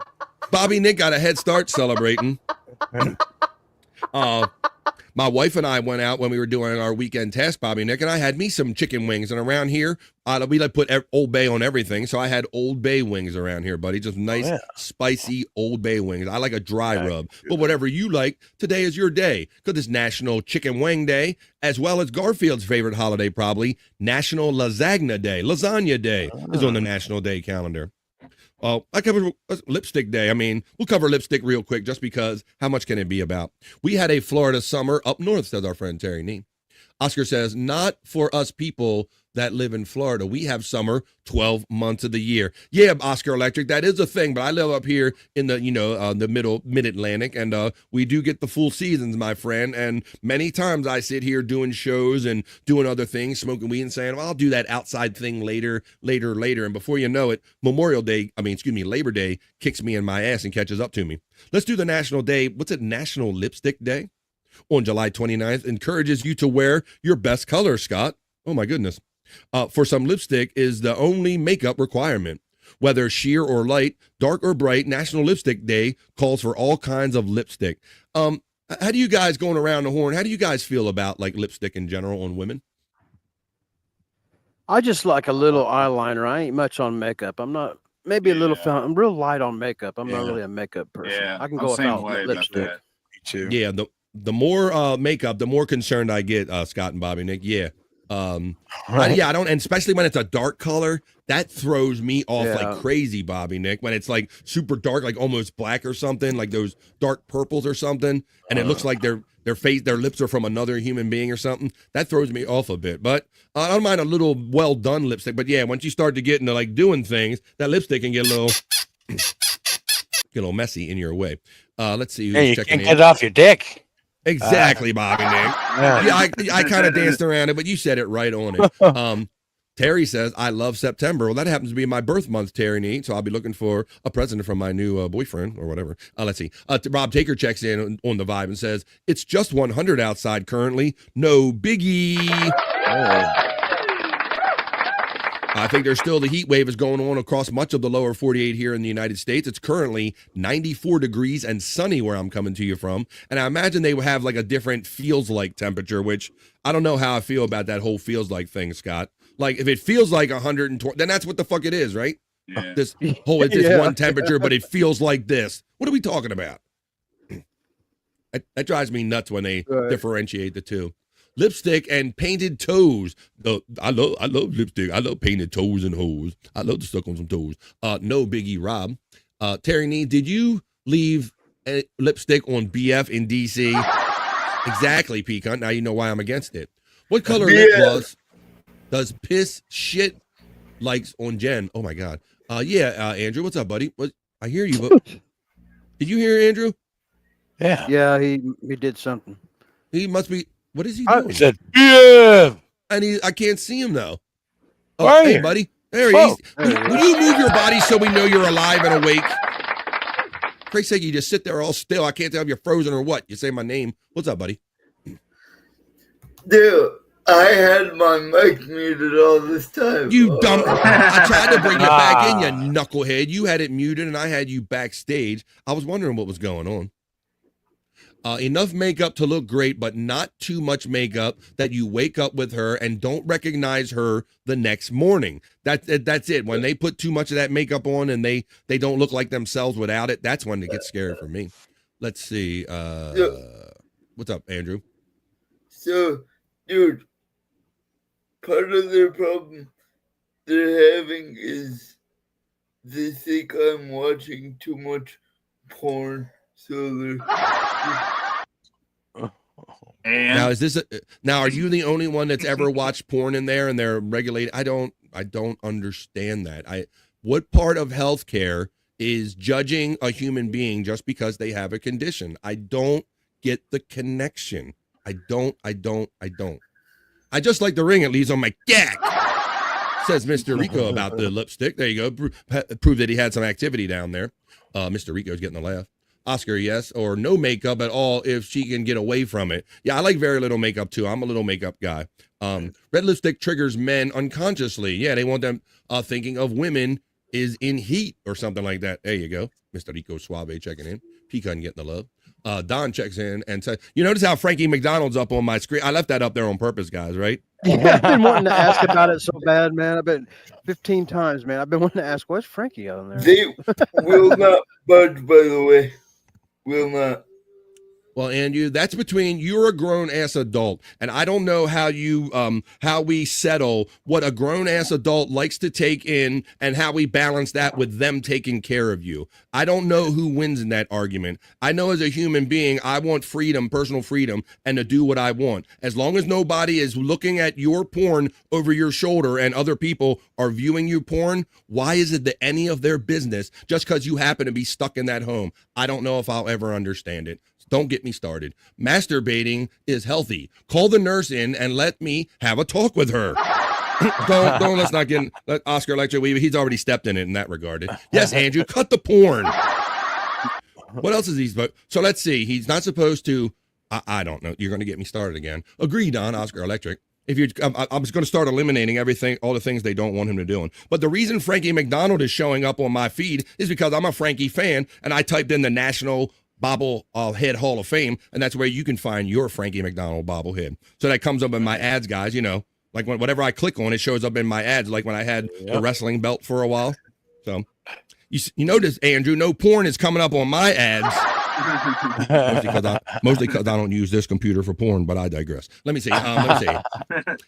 If he's watching the kind of porn Sal Governale is into, then they might have a point. I'm just trying to understand any living human situation where someone is a grown ass adult and other people come in and say we do or do not like this, and this about you. I don't understand why that's even a thing. I don't understand it. We aren't bitches, Terry. Mr. Rico says, just tell them they are wrong, Andrew. You don't watch enough porn. And that's a fair argument to make too, because I say, Mr. Rico, that since we've known Andrew, I will say that because he's podcasting, that he's been forced to cut down on his porn consumption a lot. So he's already looking at less porn. So let me see. I can't do makeup because my skin is sensitive. Stormy says, how do they know about your porn watching? Are they at your history? Invasion of privacy. Are they looking over your shoulder? I don't get it, Stormy. I don't get it. I don't get it. Because they know I had Twitter. So do they analyze the thoughts and activities of every patient in there and tell them what they like and don't like about it, Andrew? I don't get where that's part of. I don't get it. It's just science nerd. Tyranny is laughing. Let's see. Right, Stormy. Oh, look who's checking in. It's the one and only, the lovely. She might shit her pants and everything, but like we say around here about Wendy, she shits up her pants. Cause she's always a Wendy to me. You know what to do. You know what to do, Poppy. I better have to call Wendy to make out with me at this point. Oh my God. You better make sure that it's okay with them that you have a friend to make out with, Andrew. I'm considering putting my tongue in someone's mouth. Could you check your list and see if that's allowed before? Get the fuck out of here. You're going to get me started. Speaking of pretty ladies, hey, Stormy, you might notice that I get a little extra tense and a little defensive when people come at my people and my friends. I get a little, I can't keep it in a little bit. So let's see. I love Dead Bakor. That's Wendy shouting out you, P cunt, buddy. Sit there, Wendy. Rob Taker says, I can go one day without Andrew bitching about Facebook, Instagram, Twitter, porn, whores, blocking him, and now his dick doesn't work. You left one thing off of the list. I only have one testicle. You forgot about that, Rob Taker. Let me see. Hi, Wendy, from our friend Tiffany Washington. Matt says, hey, Wendy girl, I hope you're feeling better today, honey. Mr. Rico says, take Andrew to the Villages. Well, Mr. Rico, I think that Andrew can't wait to get older all of a sudden because he knows he is within striking distance of the Villages. Put Wendy's toe in your mouth. Nobody wants that. Guarantee you. You want to like me to prove it to you? Like to see it? Here you go. At this point, I hate to be morbid. Too late. but maybe the only. You mean that Terry knee? Wow! Got you. Oh my god! Oh no! Jesus! Now I can't figure out how to get it off the screen, guys. Oh no! Get it out! Get it out! I had too many boxes backstage. I couldn't find it fast enough. The only way to fix this is wait till. Look, Oscar already just saw it. He went, no. Lest anyone think that was CGI or anything, that was 100% authentic picture of Wendy's toe. He continues to scream no in the next super chat. In the next chat, he goes, no. Maybe the only way to fix this is wait for my mom and grandma to croak. Oh, wow. Rob Taker feels a certain way about this toe video. He says, class action lawsuit and unsubbing. I heard they air tagged Andrew's chair so they can GPS him in the bathroom or wherever he is. That would be a step up. Let's continue. We got a couple more I want to go on the National Day calendar. Stop getting me sidetracked with my anger's going to get the best of me. You won't like me when I'm angry. I'm like the Incredible Hulk up in this bitch. Don't come from my people. I turn green and shit. Don't do it. I get all Bill Bixby up on your ass up in here. All right. Let me share this next. Not having an orgasm? What was that? I can't get the picture out of my mind. Oh. I know it's bad. No. Andrew, you have no rights, and he has lefts, and he has no lefts. No rights or no lefts. Wendy has a good camera, says our friend Terry Nee. Apparently too good for that picture right there, buddy. Now, and I'm the pun intended, we're going to get into the meat of it and start talking about National Chicken Wing Day. We just covered National Lipstick Day. So let's talk about chicken wings. We started talking about them. Bobby Nick said that this all week leading up to Chicken Wing Day, you've been eating them already. Have you, Bob? I have. Past 2 days in a row, yeah. Now, how do you like yours, my friend, since you have so many? I just like them the way they fucking serve them. Not hot. Like plain with a sauce, any kind of dipping sauce. What you get? Yeah. Well, honey garlic on them.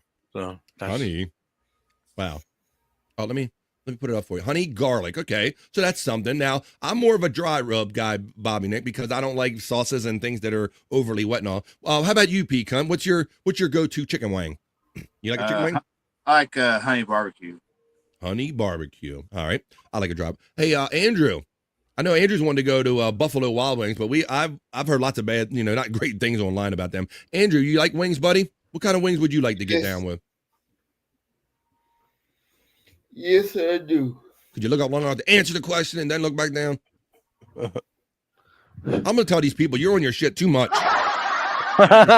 Won't even participate in my show, I'm going to tell them. I'm telling on you. That's it. Garlic Parmesan is Terry Nee's jam. That sweet chili wings, Thai sweet chili wings are the favorite. I'm going to put you backstage, Andrew, because I hear people talking. I'm putting you backstage. They're checking on Andrew. Hi. People taking care of Andrew. I'm putting you backstage. He's watching porn. Mr. Rico. Well, then maybe they have a point there. He's not even. Yes, nerd. Like I said, I like dry rub. I like the Old Bay wings. Mild with a side of homemade ranch. Yeah, but who made that ranch? That's the part you have to worry about there. You don't want it too homemade there. I love my Canadian. I love Bobby. I need my bacon, Bobby. I love my Canadian bacon, Bobby. Well done. Says Wendy. I got that for you right here. Let's see. I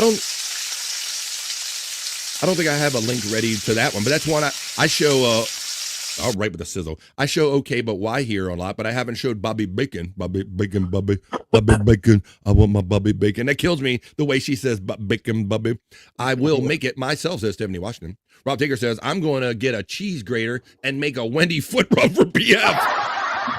Oh my God.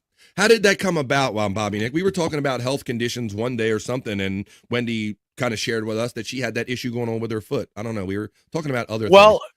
No, actually, just randomly, like she pulled a big chunk of her toe off, and she figured she'd send the pictures to me. So, and then I remember it was in the morning. I was supposed to come up here And I had to tell you guys. I had to tell you guys in the chat that I got to take some time before I can get up here. That's how much it fucked me up. That's right, because he's already adapted to getting the daily Wendy constitutional shit pick. That was one thing, and then when he hit us the one day, I'm like, what could she have sent you that's worse than shit that Bobby Nick is having like I need a step back reaction? And that's what it was. It was Wendy's toe. That's what we said. I remember. It was. I remember. Right there.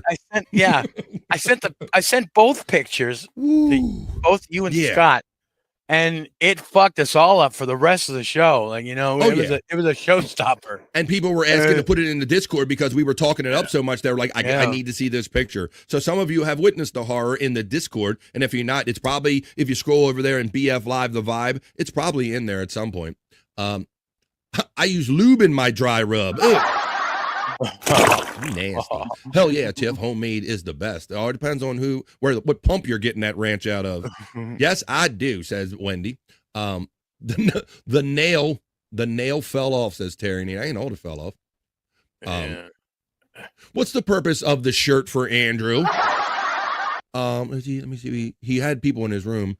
There's Andrew right there. Well, it's because Andrew, we've had a hard time keeping Andrew clothed doing podcasts. Matter of fact, he rolled out of the bathroom one time into a live shot, buck naked, but luckily his sit was down between his legs. So Andrew is concentrating on, I believe, running either porn or running Andrew the Giant 96. No, just Facebook. He's doing his thing. He's doing his stuff, his social media in the time that he's been allowed right now. Stormy checks in and says, "Ooh, I knew I shouldn't eat right now. Damn it." I didn't give no warning. Our Wendy is falling apart, says our friend Don checking in. I also learned to make the Big Mac sauce for salads. Once again, it all depends on what pump you get the sauce out of. The nail looked like a chicken nugget. Well, that's appropriate here. Hey, Matt checking in. Fucking warn us, Bobby Fran, next time. Don says, I missed it. Show it again. Not another win for the toe. Okay, here comes I'll give you a warning, guys. I'm about to show something. About to show Wendy's. This is Health Report right here on BF Live The Vibe. We're not doing this for sensationalism. One of our friends, Wendy, has a health issue, and I'm sharing it right now. But it is gross, so be warned. There it is right there. That is not from a Hollywood movie or anything. That is someone's actual foot. She got the sugar foot, y'all. She got that little extended edition of the sugar foot. This is what I showed you right here on The Vibe. It's like a lizard foot or something. I don't know. Yeah. or monitor foot, like we were talking about earlier. Lizard foot. Her DNA is changing. What's that, buddy? Her DNA is changing. Yeah, she's like she's metamorphosizing into something else or something. Metamorphically changing. So my only last take on chicken wing that I'll give you guys is that, and I'm going to say this, I'm going to make a statement. It might be highly controversial to many of you, but there's no such thing as a boneless chicken wing. Okay, if you get something called a boneless chicken wing, that is a hunk of chicken. Yep. It's not a bone involved. You just got a piece of chicken. It's not a boneless chicken wing. It's just a piece of chicken. That's the more you know from me and BF. When they always come, they go, "Do you want bone in or bone?" What? I ain't boneless chicken. I had a feeling. I figured I was going to offend somebody in that there, Andrew. You eat hunks of chicken. There's no such thing as boneless. You don't call a hamburger boneless steak, do you? It's a fucking hamburger. No, it's true. You don't say I want a steak, boneless steak. It's a fucking hamburger. I kind of go the boneless route too, and the reason is the chicken bones. I don't like to get all the meat off. I don't like to see the veins and the cartilage and the. That's a fair point. You know Scott. what I mean? I end up wasting some of it because I'll have to leave too much behind. So Really? Yeah.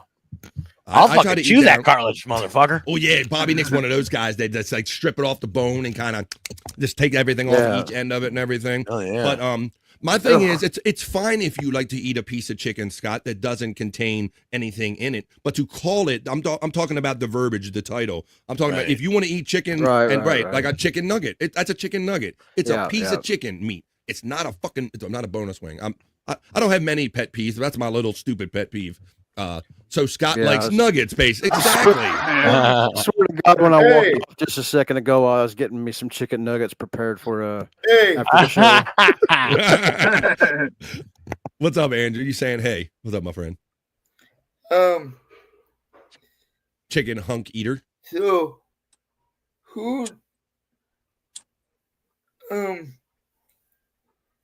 what do I do, guys? What do I do, guys? Apparently you hold up my show. Say nothing. So about this whole thing. Oh, you're going to do a live or something like or a report? I told you what to do, Andrew. Like the whole problem I have. Well, I told you, Andrew, it's not going to get solved in one fell swoop, buddy. We're solving it one thing at a time. Hey, look who's here, Bobby Nick. Why don't you sing her in? It's Sweet Scorpio. Good to see you. Go. There you go. Sweet Scorpio checks in for afternoon vibes right here. Andrew is harshing my mellow again. Son of a bitch. I love you, babe. Whoa. Sweet Scorpio. Well, that one was for Matt, though, but okay. He loves you too, Matt, and Sweet Scorpio. I got you, babe. We have a brown alert. Andrew has a brown alert in his room. We used to do the brown alert all the time. Hey, Scorp. Andrew wants his bone in. Exactly. He don't take Andrew's bone away from him. Oh, Bobby, you're my baby. Come to mama. Yeah. Hey, Bobby Nick, do you have access to Bobby Bacon real quick? Good times never been so good. Which one? Which one? Bobby Bacon. Bobby Bacon. Bobby. Yeah, I think. Andrew Baby Cakes from Sweet Scorpio. She returns the love. Now, as I wrap up this last one, we'll show you Bobby Bacon right after we finish up this National Day, the National Day calendar check. Now, guys, I like me some lasagna. What do we think about lasagna on the National Lasagna Day there, Pecan? You like some lasagna? I call it sometimes. Oh, yeah, lasagna? I love some lasagna. I like a little cheese, a little meat in there in my lasagna. Now, vegetables and a bunch of other shit. What do you like in your lasagna? Ricotta. Oh, ricotta. I like how the people like Sal Governale used to try to over-enunciate the cheese to try to point out that he was, ricotta. Get the ricotta cheese or the mozzarella, or they would say something like that. The ricotta, mozzarella. Well, I think they're all in here on National Lasagna Day. And I also know that my cartoon buddy Garfield, he loved him some lasagna. So this is probably Garfield's favorite holiday. It's National Lasagna Day on the National Day calendar. July 29th is National Lasagna Day, and we encourage everyone to enjoy at least one version of this delicious layer of noodles, sausage, cheese, and whatever else your heart desires in your idea of lasagna. Lasagna requires using layers of cheese, meats, not vegetables for me, and sauce to create a delicious blend of savory baked layers. Since lasagna is one of the oldest kinds of pasta, cooks have developed quite a selection of recipes, from vegan to seafood and dessert. Lasagna fills recipe books around the world. Hey, Pecan, lately I have taken to eating, I found these good Marie Callender's lasagna in the store, bro. Oh, yeah. Where they heat them up in a bowl for like 4 minutes. That shit smells like my house is an Italian restaurant in here when I'm making that. That's the good stuff right there. Space Nerd is a fan. Tiffany Washington says ricotta, mozzarella, provolone. I'll try to say it with all the accents they do. Parmesan. What else we got? Meat, onions, and garlic is how Tiffany Washington enjoys her lasagna on National Lasagna Day. I'm a fan, says Space. Let's see.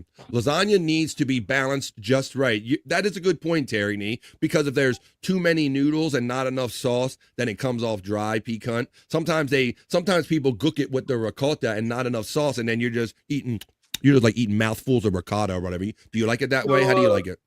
Yeah. Just 1 second, Andrew. Let Pecan finish his point. Yeah, I like it either way. I mean, I like some good ricotta. I mean, it don't mean I can't take too much cheese in there. I don't want the. Yeah. I prefer lasagna. Yes, Andrew, your point, my friend. What are we going to ask me? So, should I post something on Facebook? Oh my god. Do whatever you want, Andrew. I know. I don't have any problems I can solve. I got to talk to his grandma. We got to tell him what to post.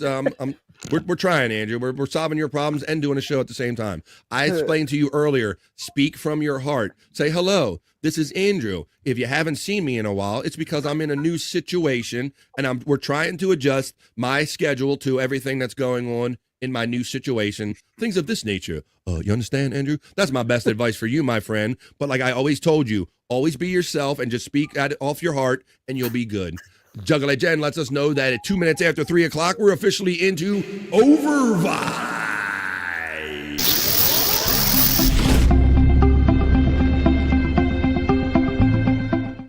means 3 hours wasn't enough to contain the fun we're attempting to have here today. Scorpio loves gets the love from Oscar Electric.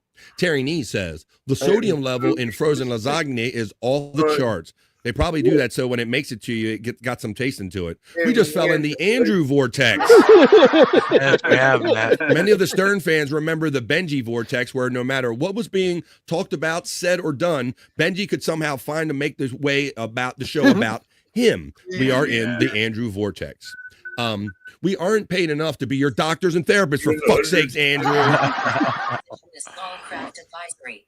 Whoop.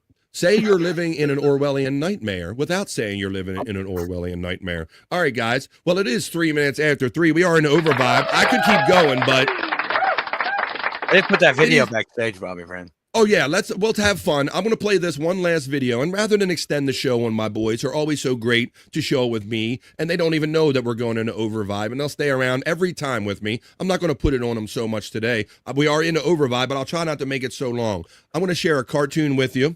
I'm going to remind you that it is Tuesday near the end of July, and I know that Tuesdays, Thursdays, and Saturdays mean that's no filter, so the fun is only beginning here at the Vibe. They're going to tell you about no filter when we get back right after this, but first we're going to watch Bobby Bacon, and you'll probably see Wendy in the chat loving eating up some Bobby Bacon. Here's a one last cartoon for some fun right here on the Vibe. Thank you, Bobby Nick, for throwing this back here. This isn't the cartoon. This is the original video.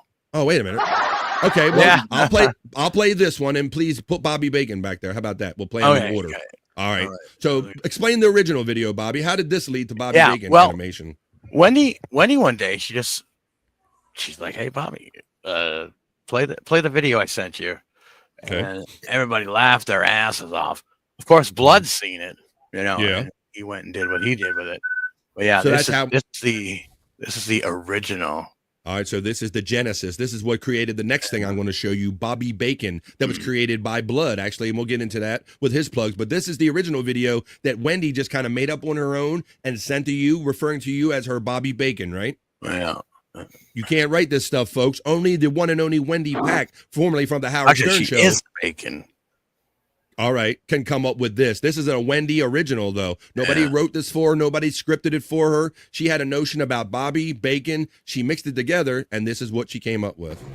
Hello, Bobby. Hello, Bobby. It's me, Bobby. I'm your Canadian bacon, Bobby. Eat me, Bobby. Eat me, Bobby. I'm your Canadian bacon. Bacon, yes. Bacon, bacon. Bacon, bacon, bacon. Eat me, goddammit.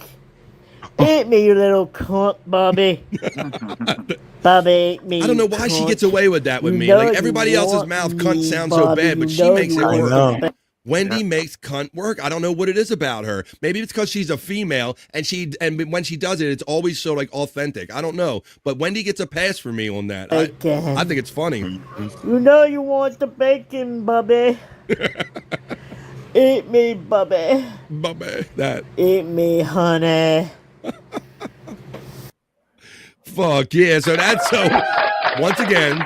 That is just out of the pure love that Wendy Pack from the Howard Stern Show back in the day has for our friend Bobby Nick, that she just made that up. She made her own. She has Banana Man, and now she's Bacon Man. Apparently, we got another Andrew problem, guys. Hang on a second. Get him, guys. I gotta attend it. Wait, what's the problem this time, Andrew? Get him, guys. What are we getting? What? Get him. Get what? See the post I said? No. No, I'm doing a fucking show. And you're supposed to be doing it with me. I'm going to let you know that Juggalette Jen checks in with yet another gifted membership. Your support means everything to me, everyone. And Juggalette Jen, you just hitting it, killing it the last month or so. And I will let you know that the one and only James Legend caught that one. James Q Legend. Yeah. He stops in every now and then on the Vibe. I haven't seen him in a minute, but maybe this will bring him back around. Compliments of Juggalette Jen. Thank you. Yes, Bobby. Yes, Bobby. Yeah, then there was that video. I put backstage the Blood video. Bacon for Bobby. If you want to check that out. And I will acknowledge that because, like I said, This is Blood, and we have many talented people, and I'm the benefactor of many talented people in this community. So I've said it many times, I love when people take whatever silliness they see us doing, and they think they add their talent to it, and they take it to another level. So Blood, being a fan of what we do, he saw that video right there, and how can you not love some Wendy and Bubby Bacon Bobby? I want to acknowledge Dang Lizard checking in. Dang. Another guy who we featured his cartoons. We're not doing that right now. We're showing how the origins of Bobby Bacon. Wendy just sent a video out of her love for Bobby, and then Blood saw it and said, you know what? I love what you guys did so much. I'm going to take it to another level, and I'm going to bring you Bacon for Bobby. I want to thank everybody who came on the panel. You're welcome, Bobby. We'll be back tonight right here at Bobby Nick 1978. So You don't have to go home, but you can't stay here. bye.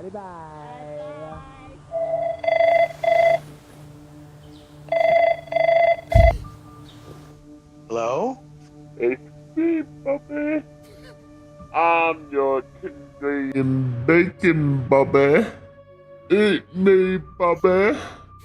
Eat me, Bobby. I'm your Canadian bacon. What Bacon, the fuck? Bacon.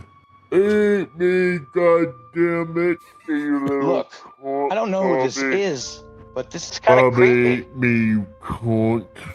You know you want me, Bobby. You know you want No, the I don't bacon. want to eat the bacon. You know you want the bacon, Bobby. Sounds like Andrew.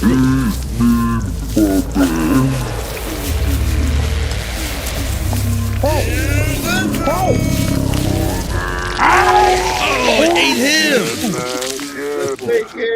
Eat the bacon, Bobby. You cunt. The bacon ate Bobby. The Baconator, the Bacon ate Bobby, featuring Wendy and Bobby Nick. Bobby for bacon, bacon for Bobby. Yeah. Created by Blood. Was that not Bobby Nick? That's right. Created by Blood. At Created by Blood. If you go to that channel, subscribe to him. Well, like I said, guys, thank you very much for that. It's 10 minutes after 3 where I'm coming to you on the East Coast of the United States. That's 10 minutes into hour number 4. What's only supposed to be a 3-hour show. And these guys show up for me every day. And I don't even, like I said, we go to an over vibe and all kind of stuff. They sit through it all. So it's 10 after. We're going to wrap up the show right now. We hope you enjoyed that stuff right there. Just eat it, Bubby. The bacon constrictor instead of the boa constrictor. You guys are awesome. Thank you for the contributions, the super chats, the content that you guys give us, and just the fun vibe that you create in the vibe chat right here. I'm going to throw it around to everybody now because, like I said, this is Tuesday. I like to remind myself and everybody else because when you're prepping a show one day for the next day, you never quite know what day you're in sometimes. It is July 29th, Tuesday, July 29th. Andrew, I'm going to turn it over to you, buddy. I'm going to need you to look up for a minute and do your proper plugs and let everybody know where they can find you later on tonight when you're doing your show. No Filter, Andrew and Friends will now be streaming on my channel since. That's right. What's that all about, Bobby? What are we talking about? Both What do you mean? channels. Oh, Both you're going channels. to co-stream it is what you're saying. That's right. That's awesome. right. That's a great idea, Andrew. So Andrew's going to co-stream from his No Filter with Andrew and Friends show, which really doesn't have 40,000, Andrew, but it's going to be co-streamed to your 40,000 channel. I think that's a great idea, buddy. What else you have for us? What's going on tonight with you? Follow me on Instagram, Twitter. Get them up there, folks.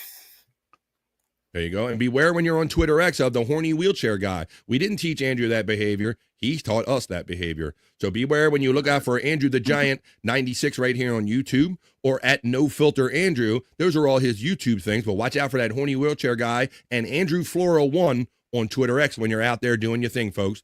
Watch at your own risk, Andrew. All right, and now I'm going to turn it over to my friend Pecan. He's also known as the commissioner of this wrestling league. Hey, Pecan, give your plugs and any last words. And I know Jen was excited at least to know if there's any upcoming matches or announcement you have about the wrestling league, buddy. Give us that, Pecan.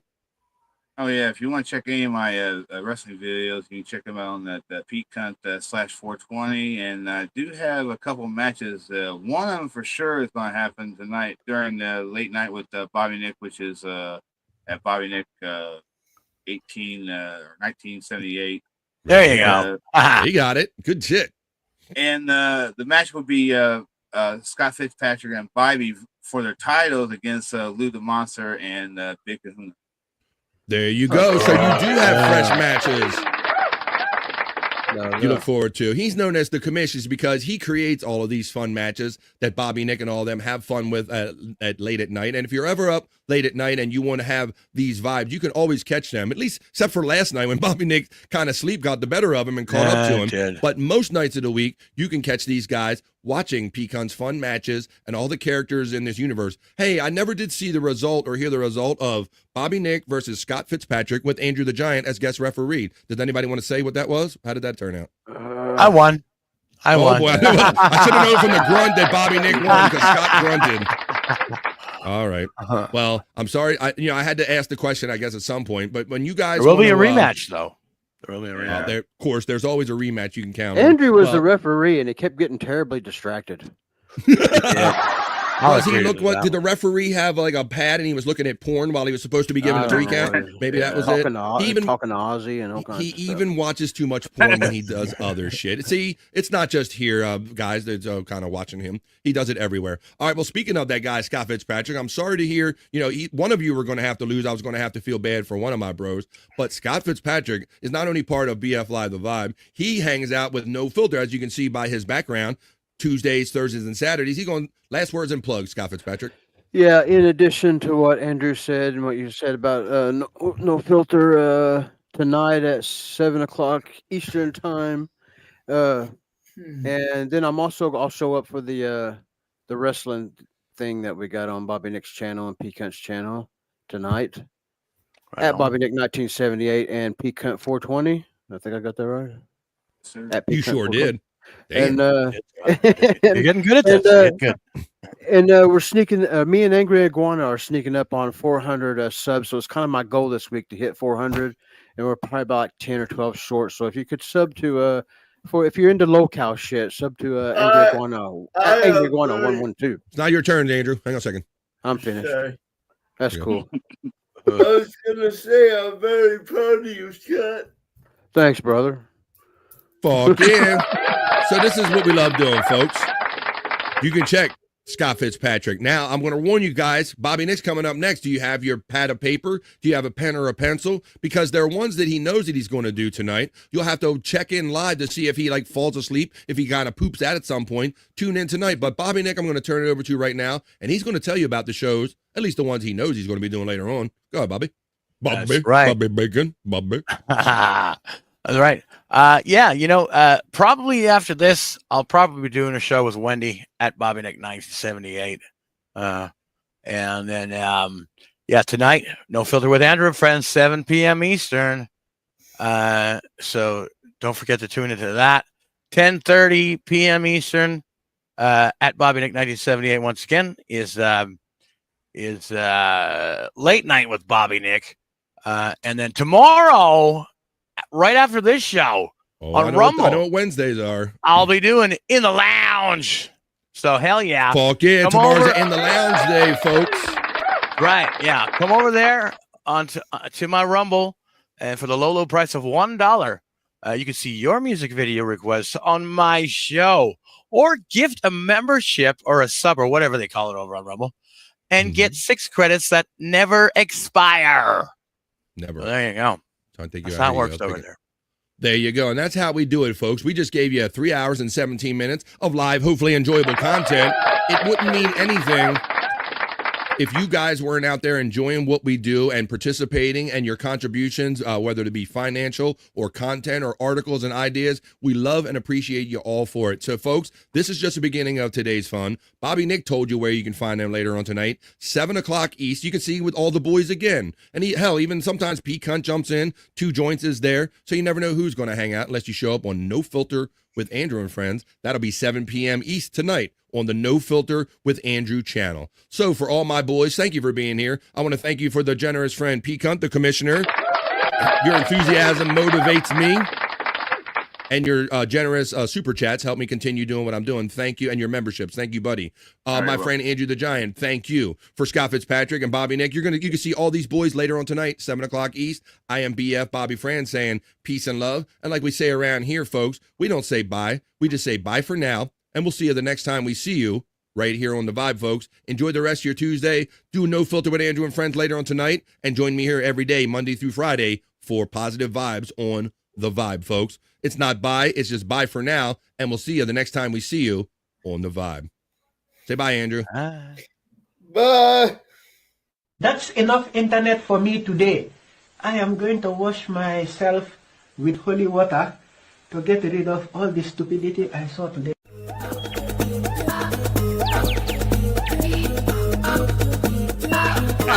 Tacky Mason. Fucking Bobby's fucking funny. Bobby Grant. I gotta give it to you. Time of the day, Bobby.